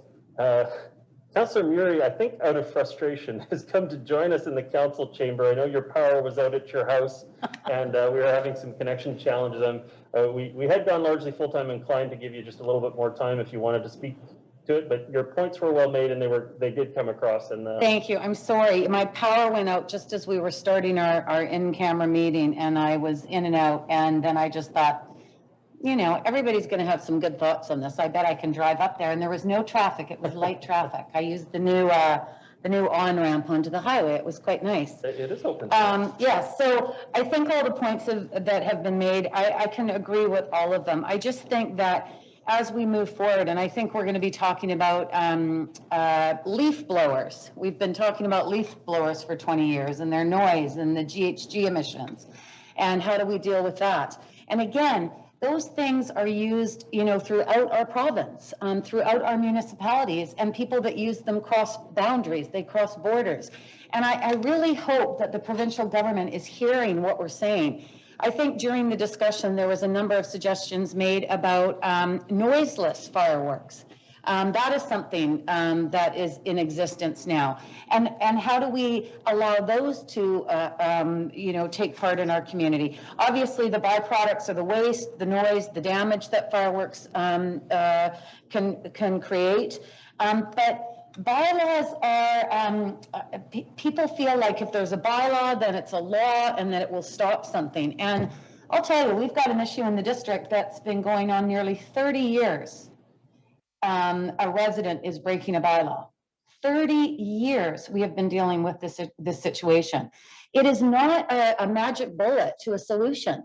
It is meant to educate. And, you know, I just don't want to give this false sense of security to the community that once we ban this, that they're all going to go away. I think we need to meet with the provincial government. I think we need to meet with our neighbors that are still allowing products to be sold on their lands. if the government of Canada and the federal or the provincial government is going to allow these products to be imported, like why is that happening if this is such an issue with the community? So I think we still have a lot of work to do, and I don't think banning is going to make them go away. But I think you know, we need to continue to do this work, and just if this bylaw is defeated, I don't think we should stop at looking at ways to improve the situation, reach out to the provincial government and talk to them about this issue, because as Councillor Kern points out, there's many municipalities around the province that have banned, although fireworks are still in existence and they're still being sold and they're still being imported. And that's a contradiction. Thank you very much, Councillor Murray. I think we've heard the full arguments on it. People have thoughtfully considered the matter, and the only thing that I'll add to it is Councillor Back mentioned it about community displays. And so one example of the municipalities that banned fireworks was Richmond. Only Richmond went to community displays. They banned the personal sale of fireworks, but actually went to much larger community displays. Now, the District of North Vancouver used to have community displays. I know you mentioned Lynn Valley at the Lynn Valley Park there. We then moved it to Inter River Park, where Lieutenant Glenn Foster, one of the retired fire department personnel from DMDFRS, he actually organized the event for the District of North Vancouver. The challenge was the risk was also 100% with the District of North Vancouver. And when you had rainy years, and we had 3 super rainy years in a row, Inter River Field turned into a mud bog. And when you brought the community out to it, it just didn't function. Everybody was a soaking wet, muddy mess. And half of the fireworks didn't end up going off because they got soaked because they had been out in the rain for the duration of the day as they had set up the whole display. So we did try to do the community celebration route. We were foiled by bad weather for a series of years, but that was an initiative brought forward by our own fire department. But I think we've had a good go around this, council. I'm inclined to call the question on the matter, I see no further speakers, so I'll call the question. All those in favor? And all those opposed? The matter is defeated with councillors Bond, Forbes, Back, and Mayor Little opposed. Does that match your record? No.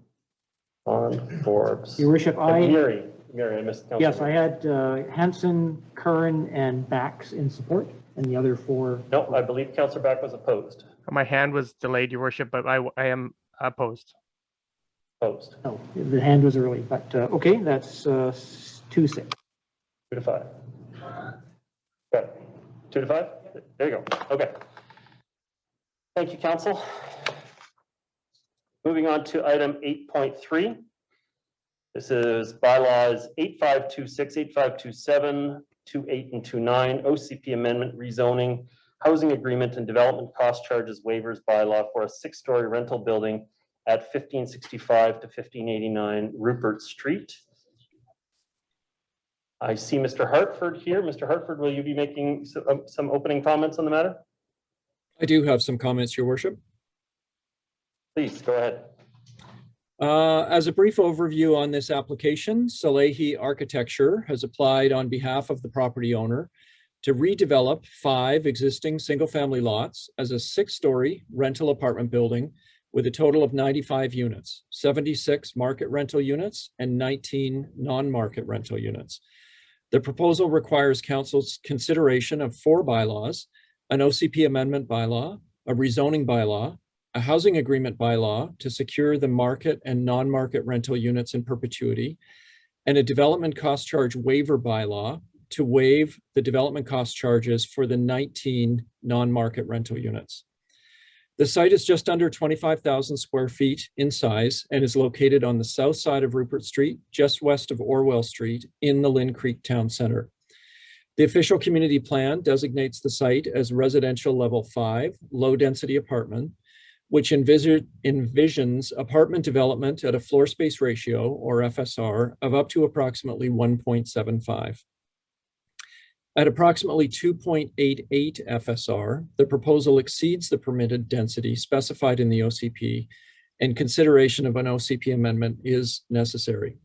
Bylaw 8526 proposes to change the OCP designation of the site to commercial residential mixed use level 3, which would accommodate the density. The rezoning bylaw, bylaw 8527, would create a new CD 138 zone and rezone the property to set out provisions such as building height, setbacks, coverage, and parking.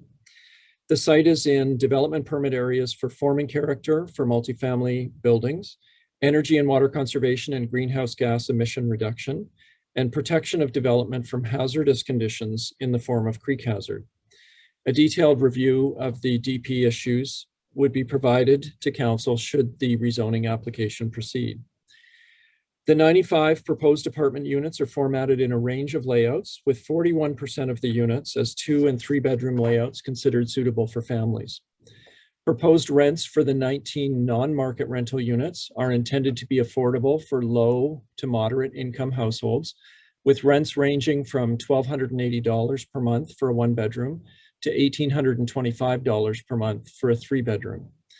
Development Cost Charge Waiver Bylaw 8529 establishes the DCC rate at $0 for the 19 non-market rental units, subject to these being secured in perpetuity. DCCs would be applicable for payment on the remainder of the units in the project. In terms of the community amenity contribution, the 76 market rental units and 19 non-market rental units represent the amenity for this site, and no cash CAC is proposed for the project. The financial analysis of the project has concluded that there will be no increase in land value associated with the rezoning, and therefore no CAC applicable. All units will meet the basic accessible design criteria of the district's policy, and just over 5% would meet the enhanced accessible design criteria. The applicant is proposing that the project meet step 3 of the BC Energy Step Code and include a low carbon energy system. The proposed building mechanical systems do not rely on fossil fuels. 2 levels of underground parking are proposed, with 59 spaces for residents and 10 spaces for visitor. The overall parking ratio, excluding visitor parking, is just over 0.63 parking spaces per unit. All parking spaces will include level 2 EV charging. Bicycle parking, including visitor bike parking, provides for just under 2 bicycle spaces per unit, with a total of 174 spaces to accommodate bikes. The application includes a number of off-site improvements to adjacent roads and will also provide a 5-meter wide park dedication and construction costs toward the future Green Spine linear parkway that is a focal point for Lynn Valley Town Center. All 4 bylaws are recommended for first reading this evening, and the OCP amendment and rezoning bylaws are recommended for referral to the required public hearing. That concludes my introductory comments. Thank you, Mr. Hartford. Okay, council. Anyone have a proposed motion? Councilor Curran first. Councilor Curran, your comments, your motion. I'll move the staff recommendation to Thank you. proceed with first On, reading. you're the second hand up. Are you seconding the motion? Thank you. Councilor Curran, your comments. Thanks for the presentation, staff. I think that this aligns with a lot of the goals that we identified in our action plan. I did have a question about the FSR. And I know this can be, can be asked at if it goes to public hearing, but the FSR that's proposed is different than what was identified in the OCP, but staff is recommending an FSR that has a commercial FSR for the property of 3.5. Could staff just clarify why what's being proposed is different than, there's 3 numbers, right? So what the OCP says, what they're proposing, and then what the rezoning proposal is. I just wanted to get clarification on that, please. Mr. Hartford. Your Worship, Councillor Curran, the proposed OCP designation is reflective of the existing designations within the OCP. There is no land use designation in the OCP that would accommodate this project as proposed. The zoning for the site would limit the maximum density on this site to not more than 2.88 FSR. But you are correct that the land use designation would be up to 3.5 FSR. Maybe just a bit more clarification about why the land use designation would be different than what could actually be. It seems like that I'm a bit confused by that. I'm thinking the public could certainly be confused by that. Sorry if I'm slow. I'm not. If I can clarify, I think what Councilor Curran's getting at is why aren't we using Res 6 or a purely residential zoning that would be appropriate for the size of the building? And Your Worship and Councillor Curran, the issue with Res 6 is that it does not accommodate the 2.88 FSR. The proposed project would exceed the maximum permitted density under residential level 6.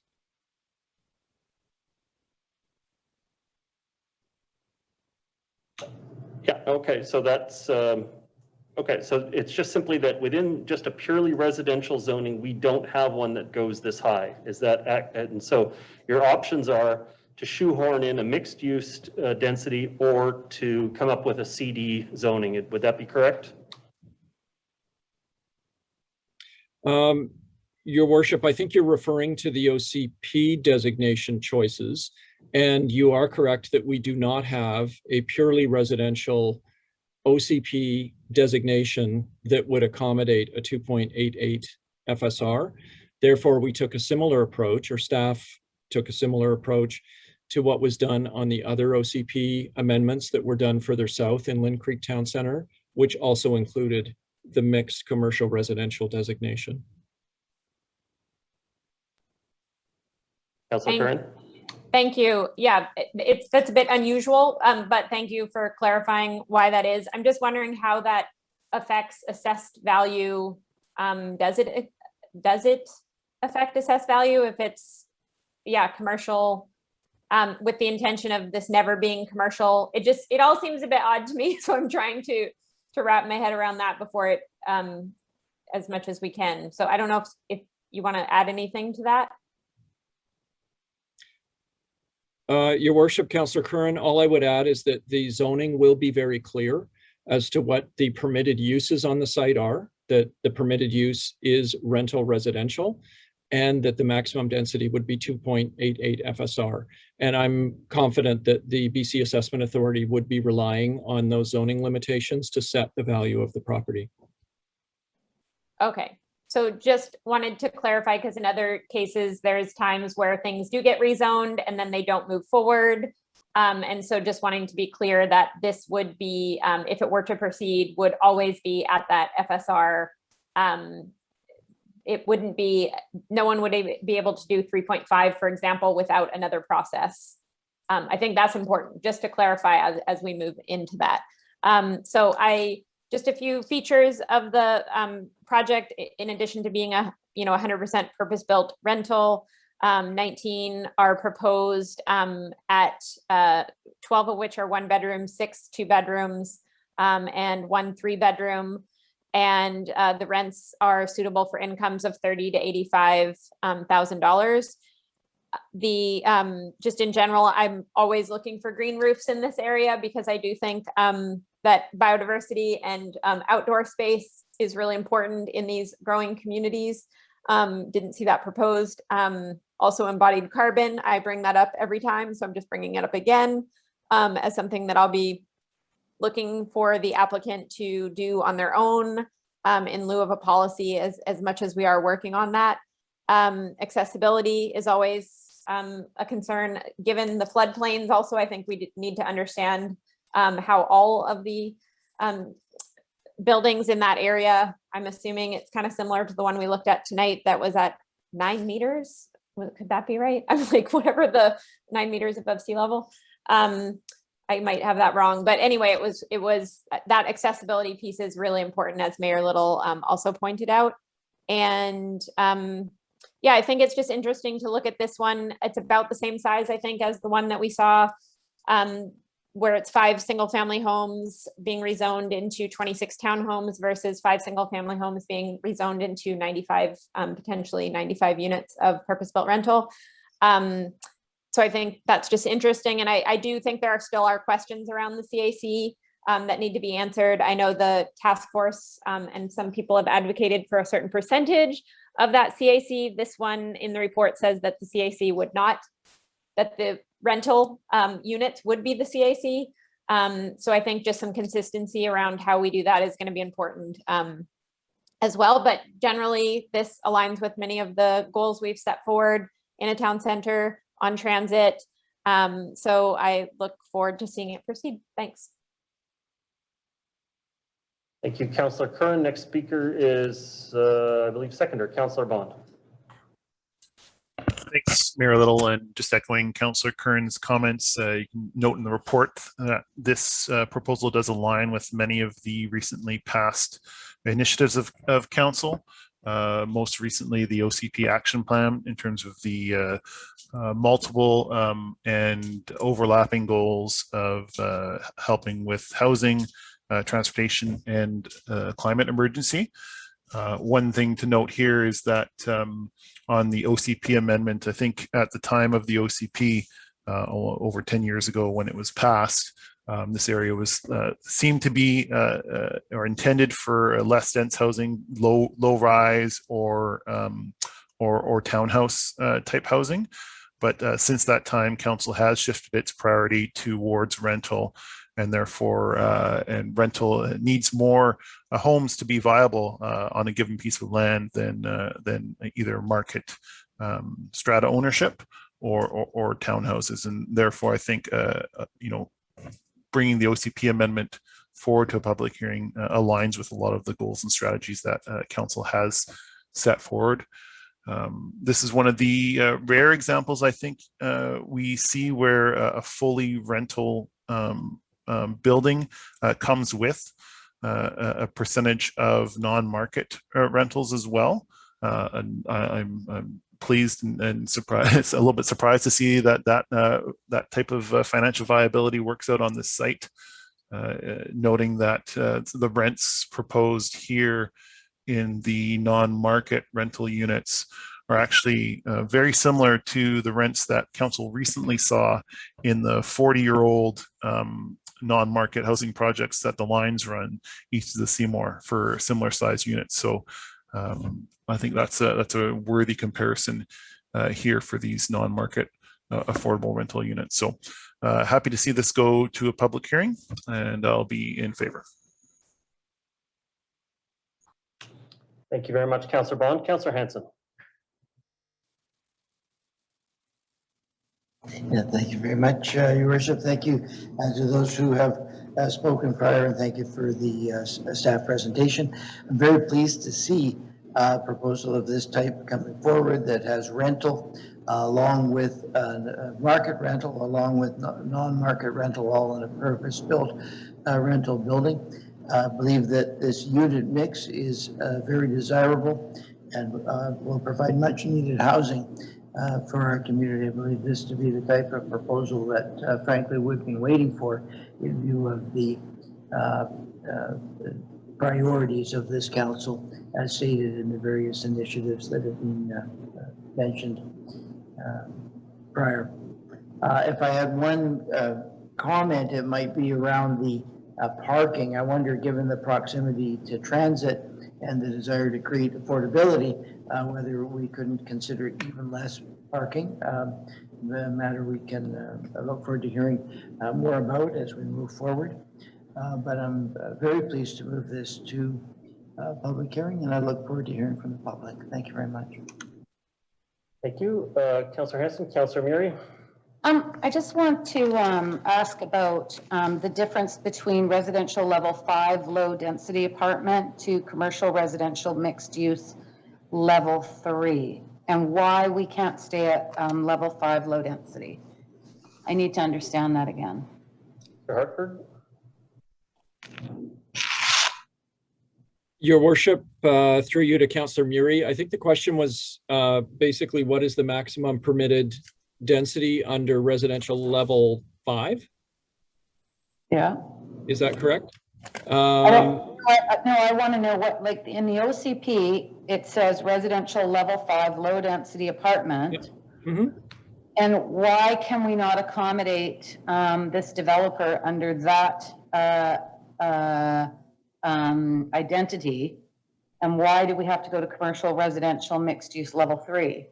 So the maximum permitted density under residential level 5 is 1.75 FSR. And why this, is that not enough? this developer has indicated that they need additional density in order to provide a mix of market rental and non-market rental. Well, I think,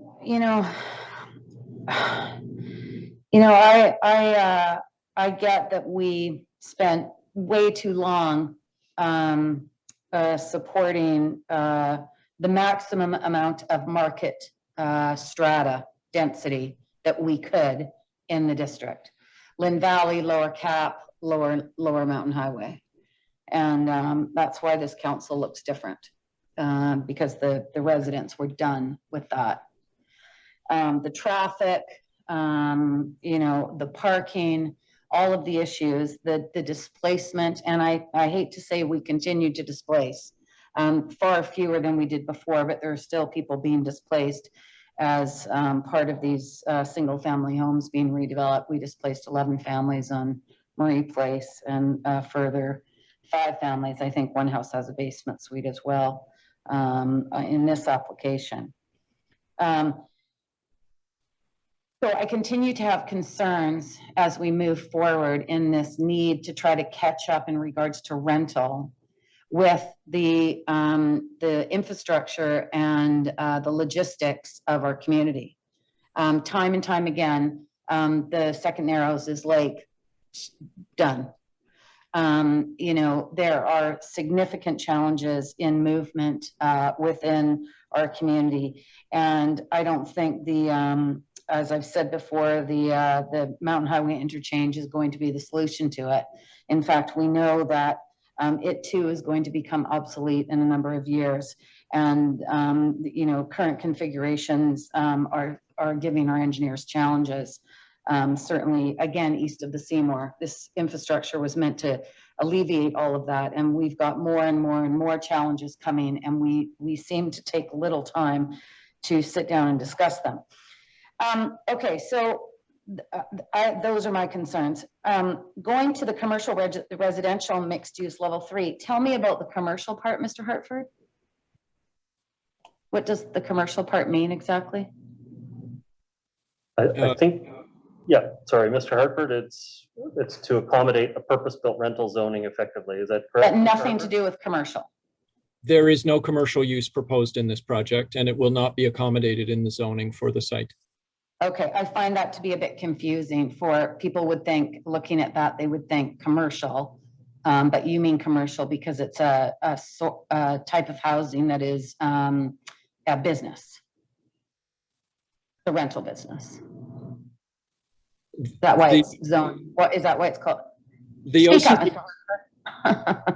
OCP designation provides options for land use. It does not set requirements. So a commercial residential mixed use land designation under the OCP does not require commercial use. It is saying there is the option for commercial use within land designated for that. Example, so if this was built, what would be the examples of commercial use? There is no permitted commercial use within this proposed zoning with the exception of home occupations. So can you tell me why it's called commercial resident? I'm sorry, I'm not following. It's because there is no land use designation in the district's existing OCP that can accommodate a development at 2.88 FSR other than the commercial residential mixed use level 3, which accommodates up to 3.5 FSR. So we just call it that because the developer is wanting to have a greater density on this site than what the OCP allows currently under the existing land use designation.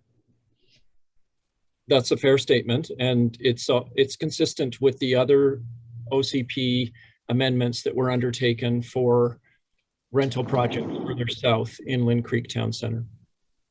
I'll tell you, when the OCP was created in 2010, 2009, 2008, 2009, adopted in 2011, up to density was always considered as a way to negotiate.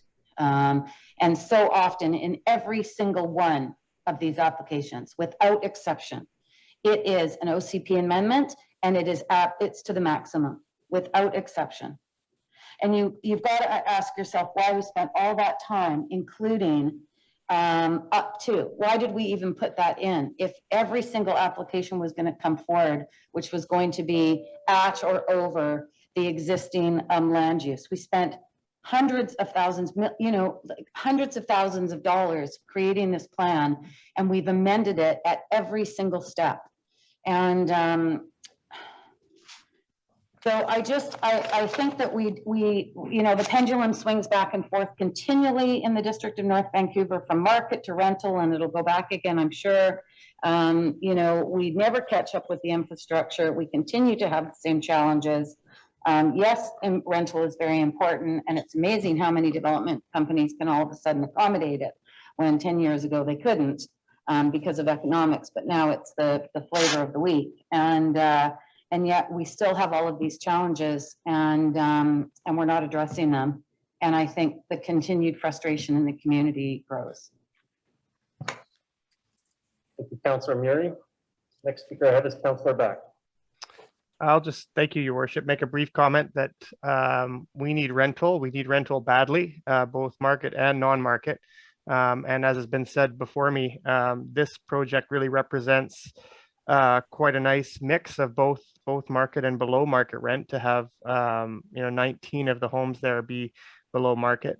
I was excuse me, had a question for staff with regards to who might run the non-market housing. That's not specified in the report. Is that something that can be identified now, or will that come later? Through your worship to Councillor Back, we do not have the housing operator at this point. It will be required for the non-market rental units that it be a non-profit housing society. It's potentially possible that the developer could set up that society, but we can certainly inquire with the developer, and if more information is available on a housing operator, we can report that at the public hearing. Thank you. Yeah, that is information I would be interested in, just knowing some of our great nonprofit operators here on the North Shore. Would be interested to know who they're looking at working with. But no, I think this is a good looking project. I think it will fit in nicely, given the rest of the developments that are happening kind of right around it. So I'm pleased to see it go to public hearing. Thank you, Councillor Back. My own comments on the matter, I guess, Mr. Hartford, do I have this correctly that there's about 19 units that's being produced that are non-market rental in this project, and really what the district is waiving is about $184,000 in DCCs. Is there more being waived contemplated, and if so, how much? Your worship, no, you have the figures correct, and the DCC waiver is only applicable to the non-market rental units. There are no other fee waivers being proposed in the project. So what we're talking about here is the public through our rental reserve, or sorry, our affordable housing reserve, for about $10,000 a unit, buying 20% off per month for these 19 units. And the impact is we give increased value through the FSR increase and this $10,000 per unit, and we end up with 20% off on 19 units going forward in perpetuity. Is that a fair characterization of it, Mr. Hartford? Your worship, you've given numbers that I completely agree with. I'm reluctant to provide a financial analysis because I'm not a land economist. Okay. Well, I think that it's self-evident that those are the things that are at play. And so the question that we're faced with is, it is a reasonable increase in FSR? Is it a reasonable contribution from the municipality in order to get what is clearly a benefit to the community? And I think it is reasonable. I think the letdown of land also offered back to the municipality is something that's critically important. It's been a part of the plan going back to the early days of developing Lower Lynn, was to create this green spine through the community, and this is a significant portion of it. And I think that the massing, while it is a formidable building on the small space, the massing is not shocking to me compared to the neighboring areas, and I think the benefit for the additional massing is probably reasonable. So I think this development has met the test that it should go to a public hearing to be considered for these matters. I think Councillor Curran spoke very well when she commented about the accessibility features of these kinds of buildings. This is a flat area that is less than a 2-block walk to our transit area. It needs to be targeted for highly accessible units wherever we can.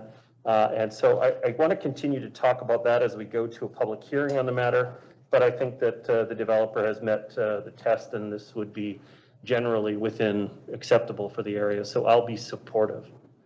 The next speaker I have is Councillor Forbes. Thank you, Your Worship. What you just talked about, the trade-offs, is something that I was concerned about, and I'm still a bit confused on the CAC that there's no increase in value of the land. Maybe if Mr. Hartford doesn't mind, if he could just explain that again, that there's no lift in the land when we rezone it. Your Worship, Councillor Curran, under the district CAC policy, Councillor Forbes. Councillor Forbes, under the district CAC policy, when an OCP amendment is being proposed, the district is required, or the applicant is required to submit a pro forma, a financial analysis of their development project. The district retains a third-party consultant, an expert in land economics, at the developer's expense to review that financial analysis.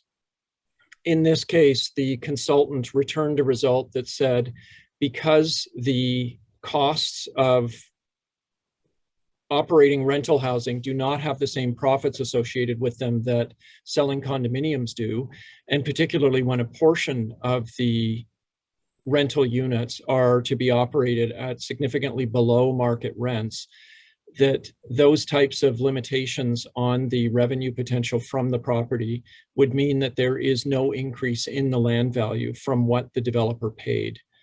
So it's a somewhat artificial before and after, but the basic issue is the difference in the profit between a strata development and a rental development. Okay, thank you. That explains a little bit more to me. I'd just like to say there's a couple things that I love about this project, and that's the fact that it's rental and it's in perpetuity. We've been looking for that for a long time, so I'm really pleased about that. A couple of my concerns, however, is we talk about affordable housing, and I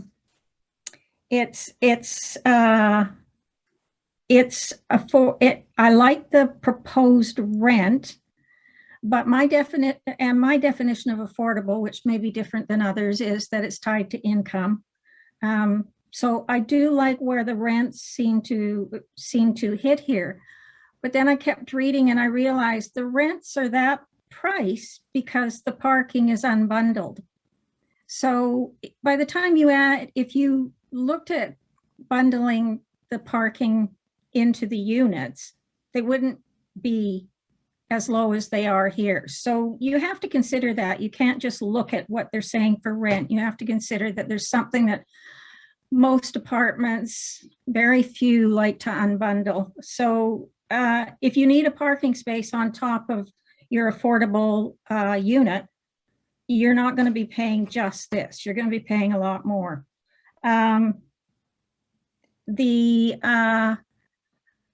I like the mix. I like that we're getting more into 1 bedroom, 2 bedroom, and a only a couple of 3-bedroom, but I like that we're getting sort of a little bit away from studio because we have a ton of those.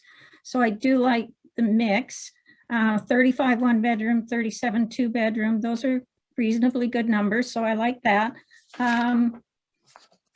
The other, I am concerned about the FSR though. 2.88, we're pushing it, so I'm a bit concerned about the FSR.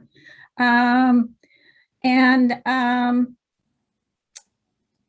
guess you also mentioned in your report that we don't get a cash CAC, but there's discussions about an in-kind CAC. What would that be? What are those discussions about?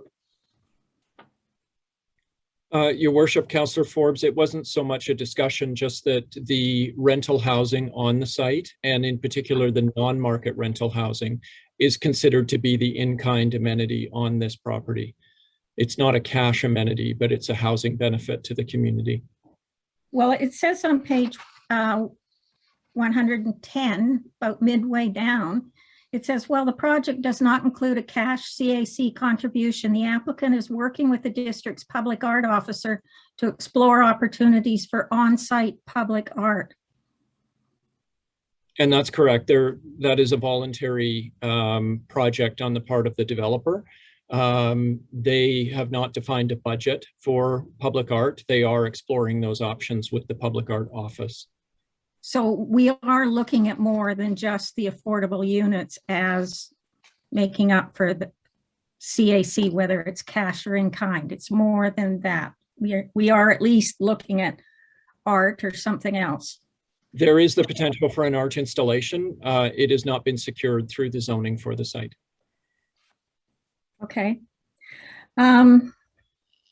Yeah, I like some things about this project and I have questions about some parts of it. So having said that, I'd like to hear from the community and see what they say about it. Thank you.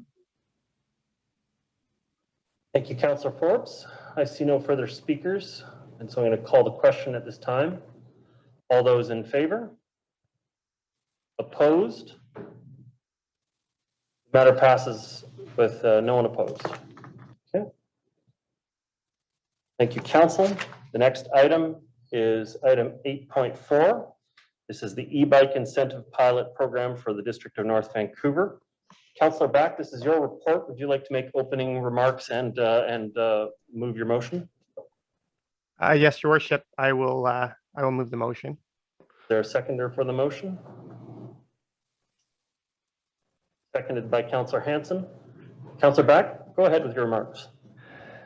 Thank you, Mayor Little.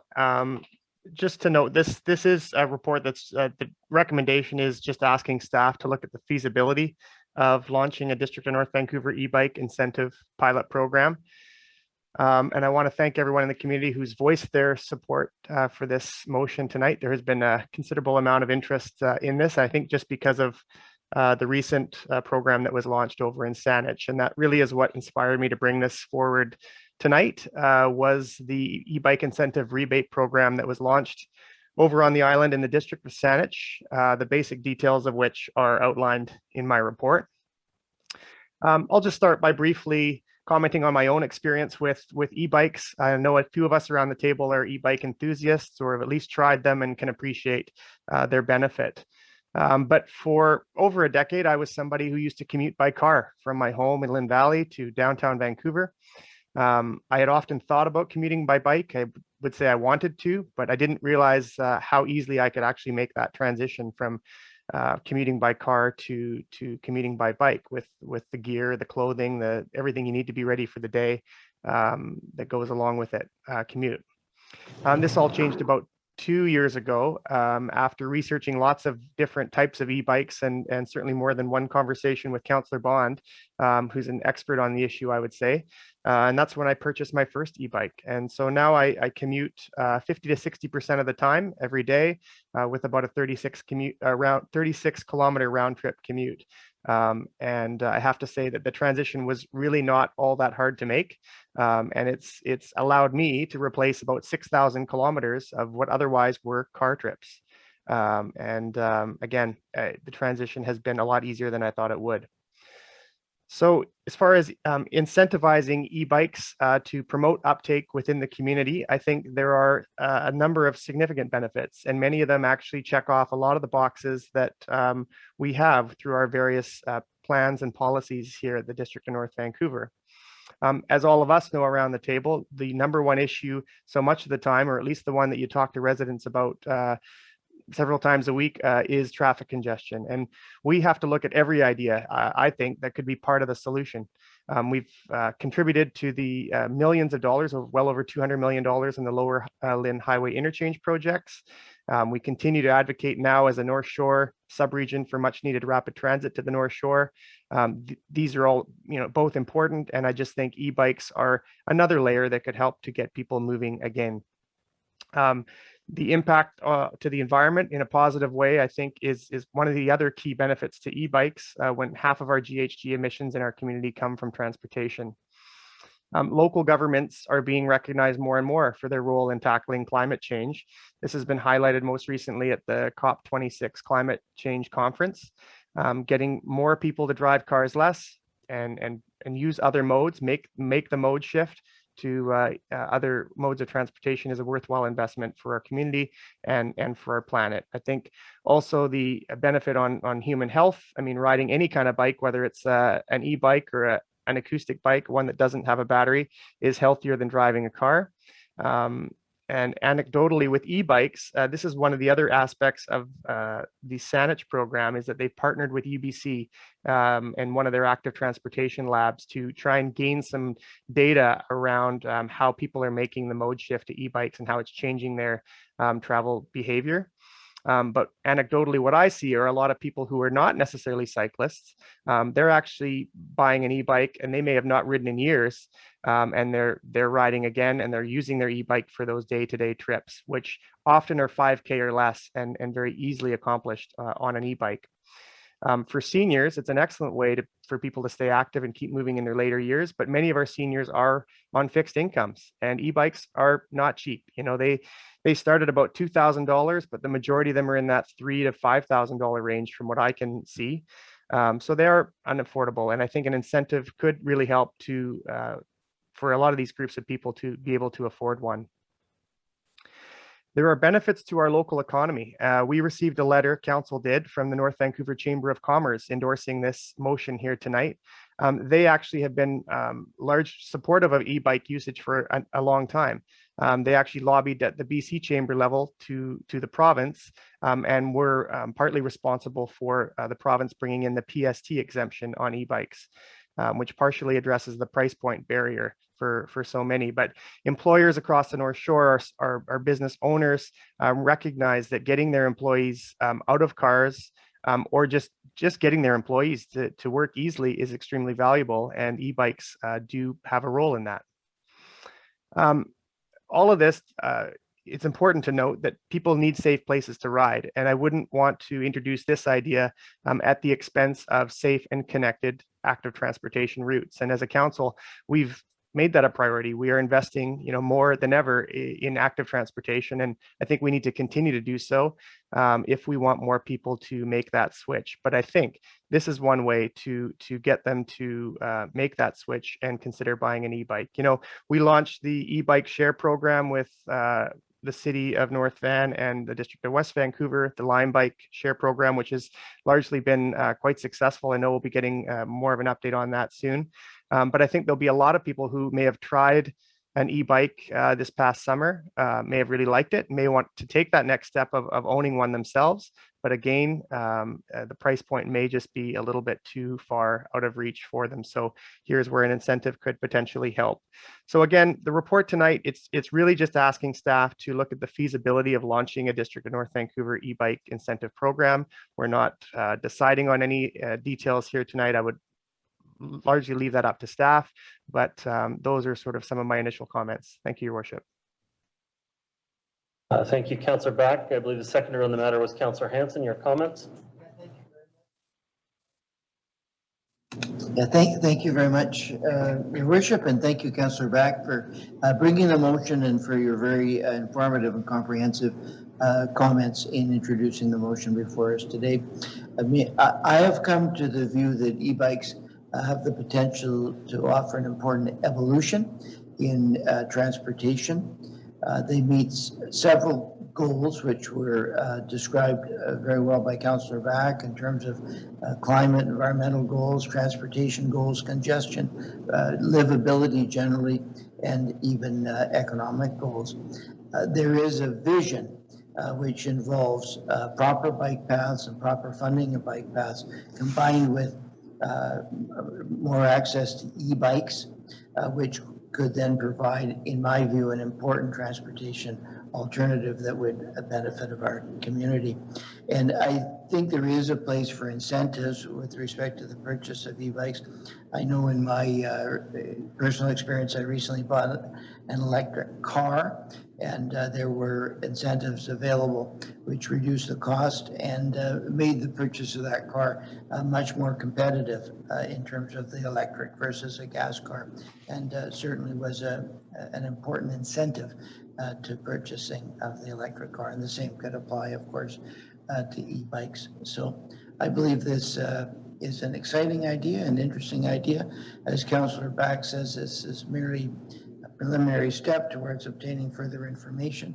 But I do believe that, broadly speaking, the concept of giving incentives for the purchase of e-bikes is consistent with the visions of this council. Thank you very much.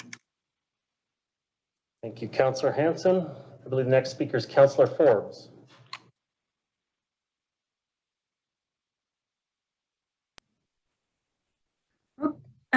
Thank you, Your Worship. I didn't realize I put my hand up. Okay, a few things I want to mention. One of them is, it's been mentioned already, the Lime project, the pilot project. It's a 2-year pilot and the idea when we put that in was to go the 2 years and then assess, look at how e-bikes functioned in our community, how much people either enjoyed them or didn't enjoy them. So I kind of think this is sort of a step bit of putting the cart before the horse, and we should wait for the results of getting a report from the on the Lime pilot. And before I go any farther, I don't want anyone to misquote me in the newspaper and say I'm against active transportation. I'm not. I'm for it, but I also think it doesn't have to be an all or nothing. And I think what happens when you get into these e-bike conversations is you forget about the electric car that can be on the road as well. And you solve your GHG issues, and people who need to use a car can still use a car. Also, the incentivizing, I really kind of have a problem with that, because it's almost like we're incentivizing a certain sector of small businesses. And some people look at it like that, because what we're doing is incentivizing, obviously, the purchase of e-bikes, but it's a particular business that's going to benefit from that. And yet we're not doing incentives for other small businesses. So I have a bit of a problem with looking at it from that way. Also, as mentioned by Councillor Back, the PST has already been forgiven on the purchase of an e-bike. So that's already a cost saving there in purchasing. Also, when we've talked about bike lanes and other things, we talk about that it's a small percentage of community members at the moment anyway. It may grow, but at the moment it's a small percentage of community members that we're wanting to incentivize something for them. And it's funny how I always hear when we get in these conversations about e-bikes, about the elderly people or the medically challenged people aren't mentioned. They're mentioned about, all it's mentioned is it's healthy and you're fit, and that sort of thing. And now it's being mentioned that this is going to help older people buy bikes. I don't necessarily think that's a big draw for older people to buy the bikes. It certainly would be a draw for some, but not a big percentage.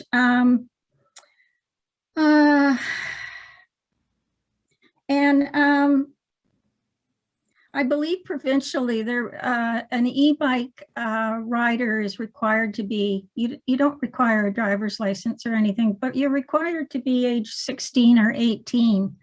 So that kind of flies in the face of our OCP, where the whole idea of having safe bike lanes is not just for the dedicated commuter. It's not just for the dedicated enthusiast.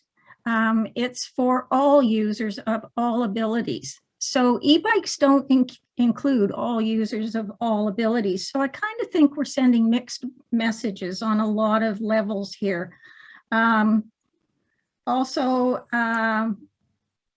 the people that the emails that I got, that I looked at, there were a lot of people who already have memberships in bicycle organizations, or they run businesses of selling bikes, or they didn't even live in the district, that wrote in saying, yes, this is great. So it's kind of like the squeaky wheel, hopefully for some people, gets oiled.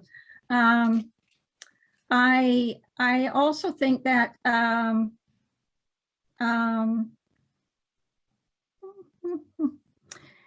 I guess maybe the last thing I really want to mention is that when I read the report that came out from the COP26, the COP26, they barely mentioned bicycles. They mentioned sometimes active transportation, but bicycles were barely mentioned. In fact, the push from all of the countries that signed on to this was for e-vehicles. And you can see where that's going to get you a faster saving on GHG emissions, because they were talking about fleets, corporation fleets, municipal government fleets. They were also talking about individual owners of electric vehicles. So when you start looking at transport, there was even a transport, even municipality heavy equipment. And I've forgotten the name of the city, and it's very close to where this was held, but they've gone almost to zero emissions because they've gone electric on all kinds of vehicles. The business corporations have, the government has, it just covers a bigger percentage than what bicycles do. So they pushed e-vehicles, not e-bikes. They didn't say anything bad about e-bikes, but it was not their biggest push. The push is for e-vehicles. And so I see that too with the thousands, I don't even know how many thousand, 80,000 or whatever goes across Second Narrows Bridge. If we could get 80,000 cars that usually make that kind of trip to switch to e-vehicles, I'd rather do that, because you get rid of the GHG, or you'd lower your GHG much faster than trying to do a small incentive program like this. And I think anybody that switches to bikes is already saving enormously, not having or not using a car, because they're probably saving. Okay, I'm just going to finish if I could. I just want to say that the cost of running a car, when you opt for using a bike, that's already considered a benefit as well. And they don't pay anything to use the roads or build the bike lanes. Thank you. Okay, thank you very much. Next speaker is Councilor. Okay, Sorry, the order changed. Councilor Curran, I guess. Yeah, I was so fast turning my hand because I thought you were gonna. Anyway, thanks, Councilor Back, for bringing this forward. I think the intention behind it is good. We're trying to align with several district policies, including our mode shift, including many of the goals that came out of the targeted OCP review. I would just add that for staff, I mean, I have an e-bike, you only mentioned two. I also am an e-bike rider, no big deal. but not as much as either of you because I don't leave very often. And also, I think that this was echoed by other folks in the community. It's been an ongoing concern of mine for the whole time I've lived here is the inadequate cycling infrastructure. So it's part of that. I don't think that this says we're not going to continue to advance our cycling infrastructure. I think that we absolutely must do that. So I just wanted to make that clear, that I understand that it's not just that people, that bikes are expensive, it's that we also don't have safe infrastructure for riding vehicles, because the planning has always benefited and favored cars. And as we look to the 21st century, we need to look to shifting modes, both in active transportation and then certainly transit. There is no pathway with ecological limits and 1.5 to switch gas cars, ICE vehicles to electric vehicles. So there's lots of embodied energy, carbon, human, environmental impacts from mining, et cetera. We need to actually change the way we move as a society. So I think that's really important. I would just add that I know other municipalities have really started to look at these micro mobility strategies specifically of and going beyond just a bike. And I think that's important to look at in terms of accessibility. I participated in a workshop, and it started with e-bikes, and then with people who people with disabilities were included in that process, and it turned into an e-mobility strategy. So maybe staff looking at ways that would be accessible for folks who maybe don't ride a traditional e-bike. There's other types of adaptive or recumbent bikes and things that could be included in that strategy. I know it's not really a strategy, you're looking at this incentive program. And the last thing I'll comment on for staff to look at, when the property assessed clean energy programs, PACE programs become implemented, and I believe they will be through the BC Charter, so that we will be able to implement that. There are other municipalities that are putting e-bikes on to PACE programs. So it's something that staff could potentially look into as an additional way to incentivize these programs. And some of those might be unique. I think Nelson is one of the municipalities that do that. It's different because they own their own utility.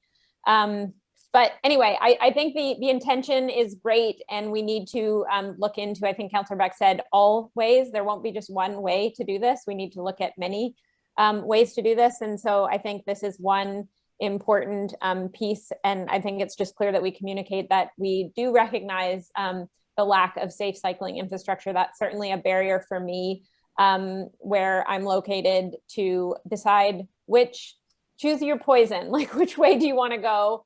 And so we need to continue to invest in alternatives and continue to use land use as one of the strongest tools that we have to fight against carbon pollution and ecological impacts of everything that's involved in that. So yeah, anyway, I would like staff to just to, when they come back, if they come back, if it's supported, to just also address that if there is a micro mobility strategy potentially in the works. I know there's a cycling master plan, like to just kind of have a sort of umbrella of like all the things that are aligned. And I've often talked about how our OCP targets, which have been updated with our CEP, our Community Energy and Emissions Plan, that mode shift is likely going to increase. So even what we're aiming for now, I think is going to need to be more ambitious to reach our target, which is 45% reduction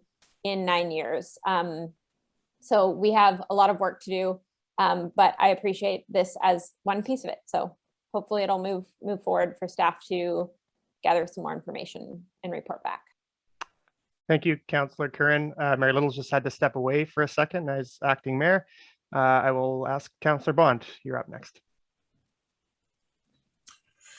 Thank you, Acting Mayor Back, for the introduction, and I will be supporting this motion. I think, as both yourself and Councillor Curran have mentioned, we need to do many things all at the same time, in order to achieve the broad goals that we have as a community. And Councillor Back, I think you mentioned traffic congestion, Councillor Curran, climate emissions reduction. So I think one of the most important things that we can do in a community is to enable more options for people to change trips that were once or are in single occupant gas powered vehicles to some of the low to no emission options for trips, which would be walking, biking, or e-biking.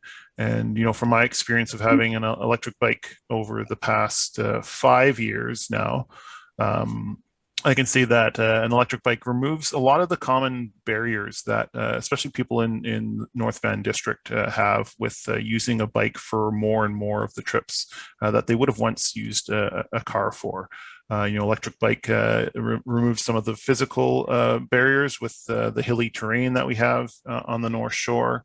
Removes some of the barriers around carrying cargo, transporting children. And so the things that we can do to incentivize this use are definitely going to hopefully enable a shift for more people to use bikes and electric bikes more often. I think that's the shift here. It's not an all or nothing thing. It's not like that, someone's going to ditch 2 cars and get an e-bike and completely change their life in one day. But it's it'll probably be more like a story similar to mine or other people that I know. I remember when I started riding my electric cargo bike 5 years ago, I think there was one other person that had a similar bike in the district that I saw on a very infrequent basis. A gentleman over in Edgemont who had 2 kids on the back of his cargo bike. But I know now on my daily commute from Linmore up to Lynn Valley to do a preschool drop-off, I saw Councilor Back the other day on that commute. And it's frequent that I see 2, 3, 4 people out with their kids or transporting, just doing their daily business on a bike instead of in a car. And so I think incentivizing those trips is important. And I think especially with this initiative, looking at how to provide an incentive to those in a lower income in our community. We are a very wealthy community. I don't think it's a barrier for a community that can afford $80,000 vehicles on a frequent basis to purchase a $4,000 or $5,000 electric bicycle. But people in our community that are struggling with vehicle costs, lowering vehicle is a very expensive piece of machinery, between $5,000 and $10,000 a year to own and operate a motor vehicle. And if you're already on a low income, if you're a low to moderate income earner in the community, being able to move some of those trips or replace a vehicle with an electric bike is not just good for your personal health, good for the environment, good for the community, but it makes a huge financial difference to people that can choose to do that. So supporting that with this incentive and with increased and expanded protected and safe infrastructure across the community is probably one of the most transformative things that we can do to both on the climate, but for people's personal finances and their health as well. So definitely looking to staff to explore this. I don't consider myself a dedicated commuter or a dedicated cyclist. I'm just someone that has found one of the more convenient and happy ways to travel around the district. My mental health has certainly improved that I don't have to worry about being stuck in traffic ever. And I know my tax dollars, like everyone else's tax dollars, go to fund the roads that everyone drives and bikes on. And so I'm happy to see some of my tax dollars go to this initiative should it come to fruition. Thank you, Councillor Bond, and thank you for taking the chair, Councillor Back. What I'm struggling with on this, I've got a few challenges. The timing is a challenge for us. We have I think it's fair to say that our staff are overwhelmed with the amount of work that they have on their plate, and coming up with a new system for this that also has with it an expected staff component to be able to administer tests of means and be able to adequately account for this. I think that's a challenge, not an impossible challenge, but I think it's a challenge for this next year. also think, when do you use incentives? And so I have a plug-in hybrid vehicle. And the incentives were put in place because a consumer that is sitting there making the decision between an ICE, internal combustion engine vehicle, and a hybrid vehicle that had a higher price point, the belief was that people would then obviously make the choice away from the electric vehicle because they didn't see the value difference. And so the government came along and said, all right, we're going to do our best to bridge that gap so that when you're largely looking for same for same, you'll be able to, it'll be much closer to be able to switch to a more environmentally friendly option, which was the case with my car. I think it was $3,500 because it was a plug-in hybrid. If it had been full electric, it would have been $5,000 off the price. And so you're sitting there at the moment making the decision between ICE vehicle and a plug-in hybrid vehicle, and the incentive comes in to try to make them so that you're looking at them same for same. I think that's when an incentive is fairly effective, when it helps you bridge the gap to a better option. What we're talking about here is taking property taxes, putting them into a fund to be able to help someone buy an electric bike. Now, what I understand is that we don't have a problem convincing people to buy electric bikes. In fact, so much so that the backlogs at the place that I went to, I only went to one place and asked around, but they said most companies are delivering about 4 or 5 months backlogged for the most popular brands. And so there's been no shortage of uptake in electric vehicles in the community.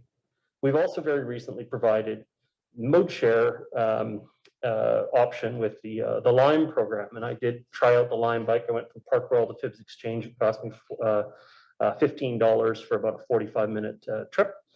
Again, total public benefit. Everybody gets to share it, use it how they wish to, and it's very low financial impact.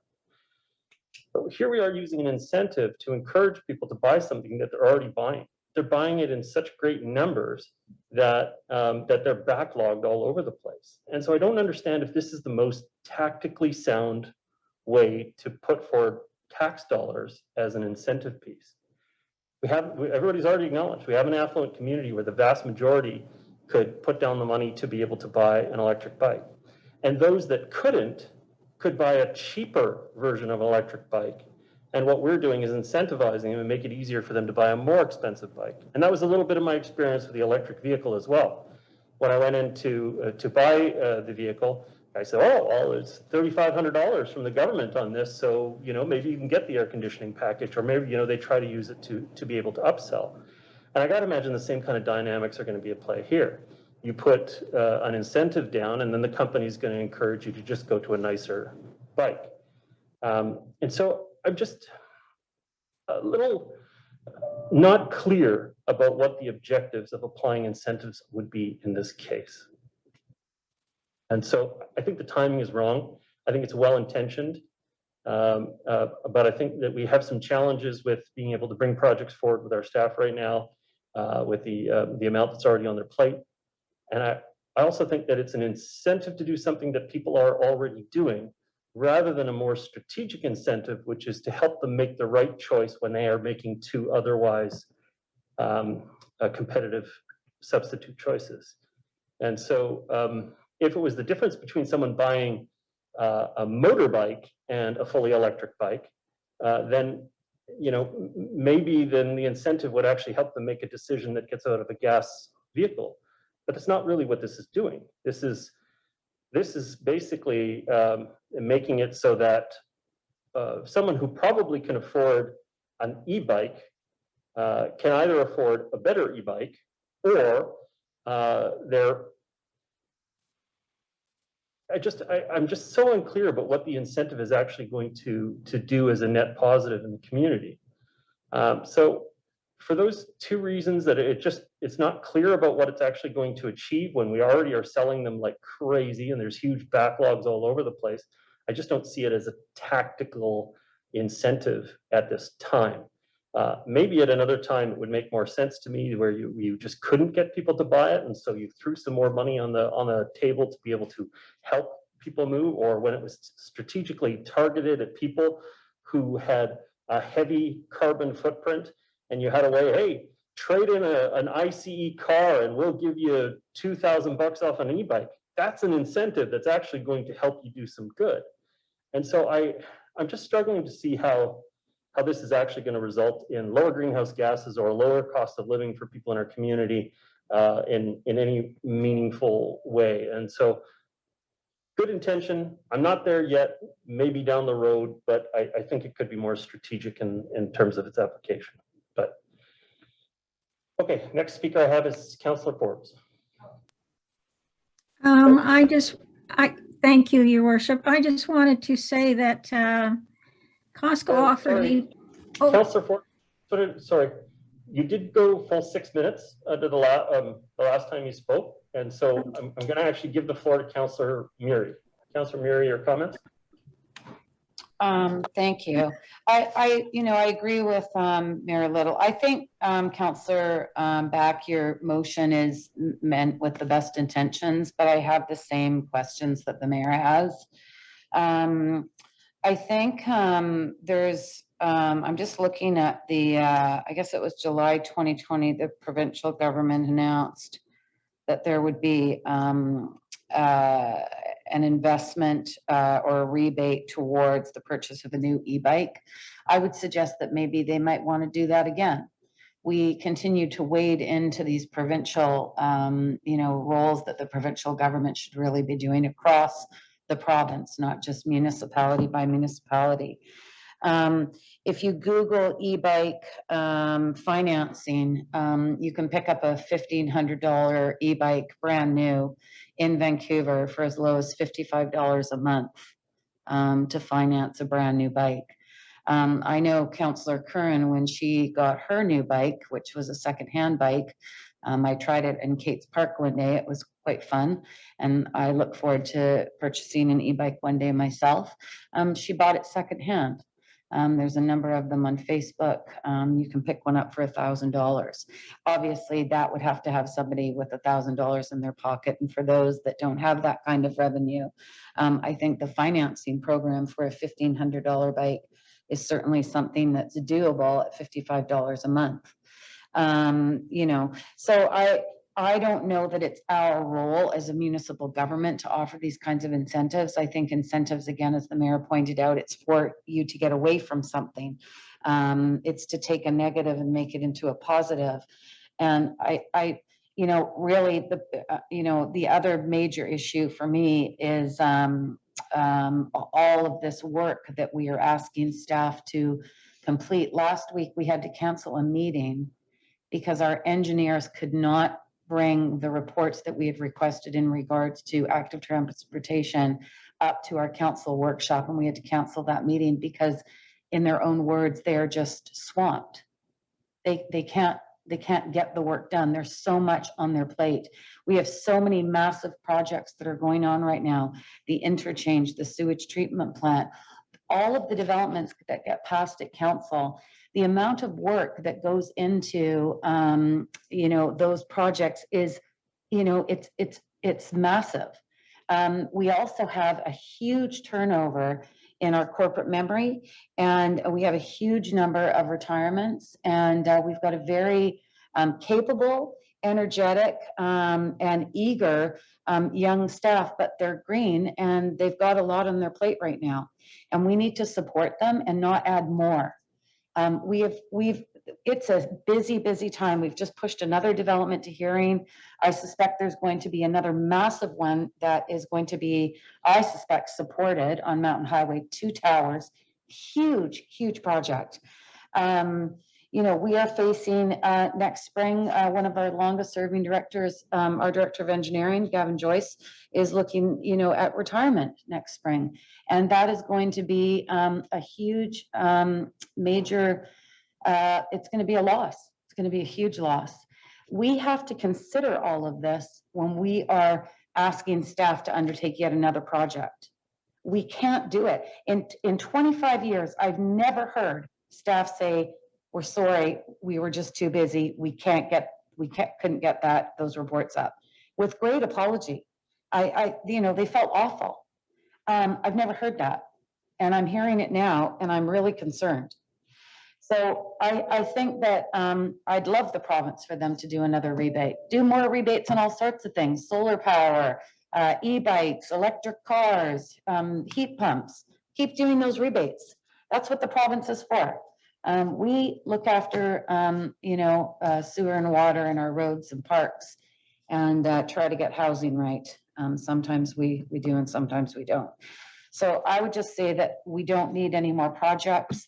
Staff don't need any more projects. And as well-intentioned as this one is, I think there's lots of ways for people of all sorts of income levels to access the opportunity to have an e-bike. Maybe you share it. Who knows? There's all sorts of different people that might want to share a car bike.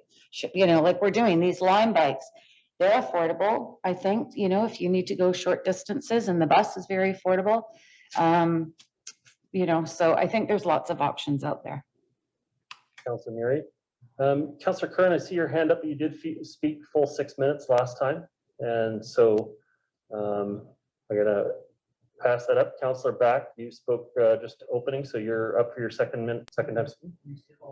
Oh, sorry, Councilor Back, you used your full 6 minutes as well.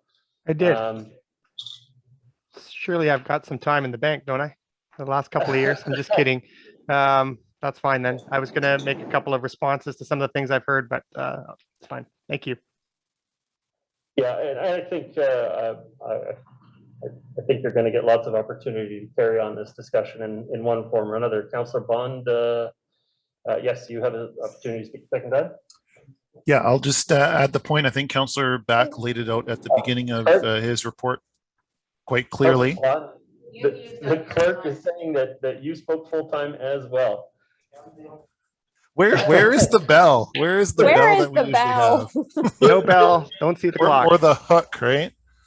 Jim is hoarding his minutes here. Jim can speak again. I definitely have some in the bank, Mayor Little. I definitely do, but it's a feasibility report. So any of the concerns that have been raised could be addressed through the report, and then council can decide whether or not to go.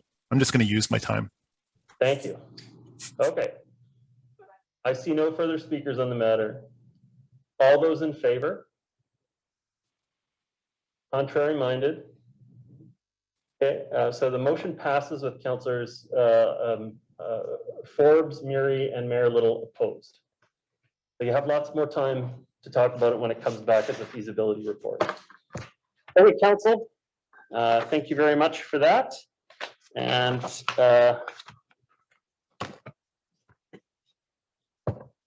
at this point, we're going to move on to reports. We still have some time left. If members of council would like to make a report, I always check in with the CIO first. Mr. Stewart, do you have any reports to make tonight? No, Your Worship. Okay, thank you. Councillor Murray, did you say you wanted to make a report? I was just going to say that we've certainly withstood a big weather event today, and the banks of the Seymour, they did produce some wet yards and basements, and crews have been out with sandbags and dealing with different obstructions throughout the municipality. Compared to a lot of the municipalities throughout the region, we fared rather well, considering what's happening in the Fraser Valley and up in the interior. And certainly our thoughts are with all those communities. I just did want to share with you that there was a rather nice showing of residents at Kate's Park for Remembrance Day. I'd say it was one of the nicest ones we had, because people came out on their own, not knowing that a formal presentation was not being done. The Broad Yacht Club did not take part this year because of COVID, obviously, although there were several wreaths that were brought down to the memorial. We were there to lay the wreaths and pay our respects. A couple put their phone up and played The Last Post. So we huddled to hear that. And then a young woman offered to read In Flanders Fields. And we placed the wreaths, and it was a very nice, very community, grassroots, organic Remembrance Day ceremony. And so we just wanted to thank all those for attending, and Uptake Council. Thank you very much, Councillor Murray, for attending that. I was able to attend a little earlier in the day with Mick when we were setting up the space at Kate's. Again, what we had intended to do was on the 9th, set up an event just for a small group, record it, and push the media out just for Remembrance Day. But we had a windstorm on the morning of the 9th as well. And so we did push it back to Remembrance Day with an informal gathering. We did have a formal gathering at Victoria Park in the city of North Vancouver. This is organized by the North Shore Veterans Council. And I did make a representation there. And they had a cordoned off area, invite only, all spaced out. And then members of the public also attended around the space. And it was a very fitting tribute to the veterans. It was also a very special year recognizing the role of the poppy, specifically, that for 100 years now, they've been using that symbol to represent the peace agreement at the end of the First World War and the cost paid by so many in the community. So it was a very touching tribute to those involved and the families that still support the lost ones. Afterwards, I was able to go up to the Legion and meet with many of the people up there. And it was just, again, great to thank the volunteers that support veteran services in our community throughout the year. It was really, really a well done event. So I see Councillor Bond, you have your hand. Thanks, Mayor Little. Just wanted to report on my attendance at the Metro Vancouver Housing Corporation committee meeting last on November 3rd. It was rather light open agenda on the meeting, but we received an update on the 7 Metro Vancouver housing projects that are in various stages of development across the region. 3 of those projects being Kingston Gardens in Surrey, Welcher Ave in Port Coquitlam, and Heather Place in Vancouver are nearing their first phases of construction starting in the spring of 2022. And while the other 4 projects around the region are starting their design phases, expected to be completed in the next 3 to 4 years, depending on the project. The other note that we had is our regular update in terms of vacancies, and of the 3,257 homes that Metro Vancouver Housing Corporation rents at affordable rates for people around the region, 0% of them are vacant. So it just speaks to the great need and the great type of housing that Metro Vancouver provides, and how much of a role it plays in our region in the affordable housing area. Thank you, Councillor Bond. Councillor Back. Thank you, Your Worship. Just to highlight my attendance at a couple of events on November the 3rd, I attended a dinner and awards presentation put on by Haven, that's the Home Builders Association of Vancouver, with a number of other councillors from across the region, and Mayor Booth from West Vancouver, and Mayor Linda Buchanan from the City of North Vancouver, where Mayor Buchanan was the keynote speaker. So this is an event attended by a lot of industry in the home building industry. It's a lot of custom home builders. And Mayor Buchanan gave the keynote address, just talking about the direction that she's taken around a people-friendly city. And yeah, it was well received. On November the 4th, I attended the AGM for the Lynn Valley Community Association, which was a very short meeting held virtually. And then finally, just wanted to make a note about the new Museum of North Vancouver, Minova, which is going to be opening at long last the first week of December. They've overcome a number of issues which I've talked about recently with the HVAC system, but we are going to have an opportunity as a council to have a preview at a special event that week. So please watch your calendars, and please, if you can, make the time to attend. We're hoping to do it in conjunction with the City Council as well, just to have a bit of a tour and see this beautiful facility. It really is gorgeous and something that we'll be able to be very proud of for years to come. So that's coming up the first week of December. Great. Thank you so much, Councillor Back. I see no further hands. Councilor Murray, Councilor Forbes, you had a report? Councilor Forbes, you had a report. You're muted. Sorry, I just wanted to mention, because I brought it up at a previous council meeting, that I was going to attend the electrification plan put on by BC Hydro. So I did attend. I wasn't that impressed, but I did attend. That's all. Okay, well, you have to elaborate some other time then. Okay, thank you. Councilor Murray has proposed adjournment, and I am accepting. Thank you all very much for your participation today. Thank you to staff for all the work you did to prepare for the meeting, and thank you to the members of the public that attended throughout. We do appreciate it. Have a great evening. Good night.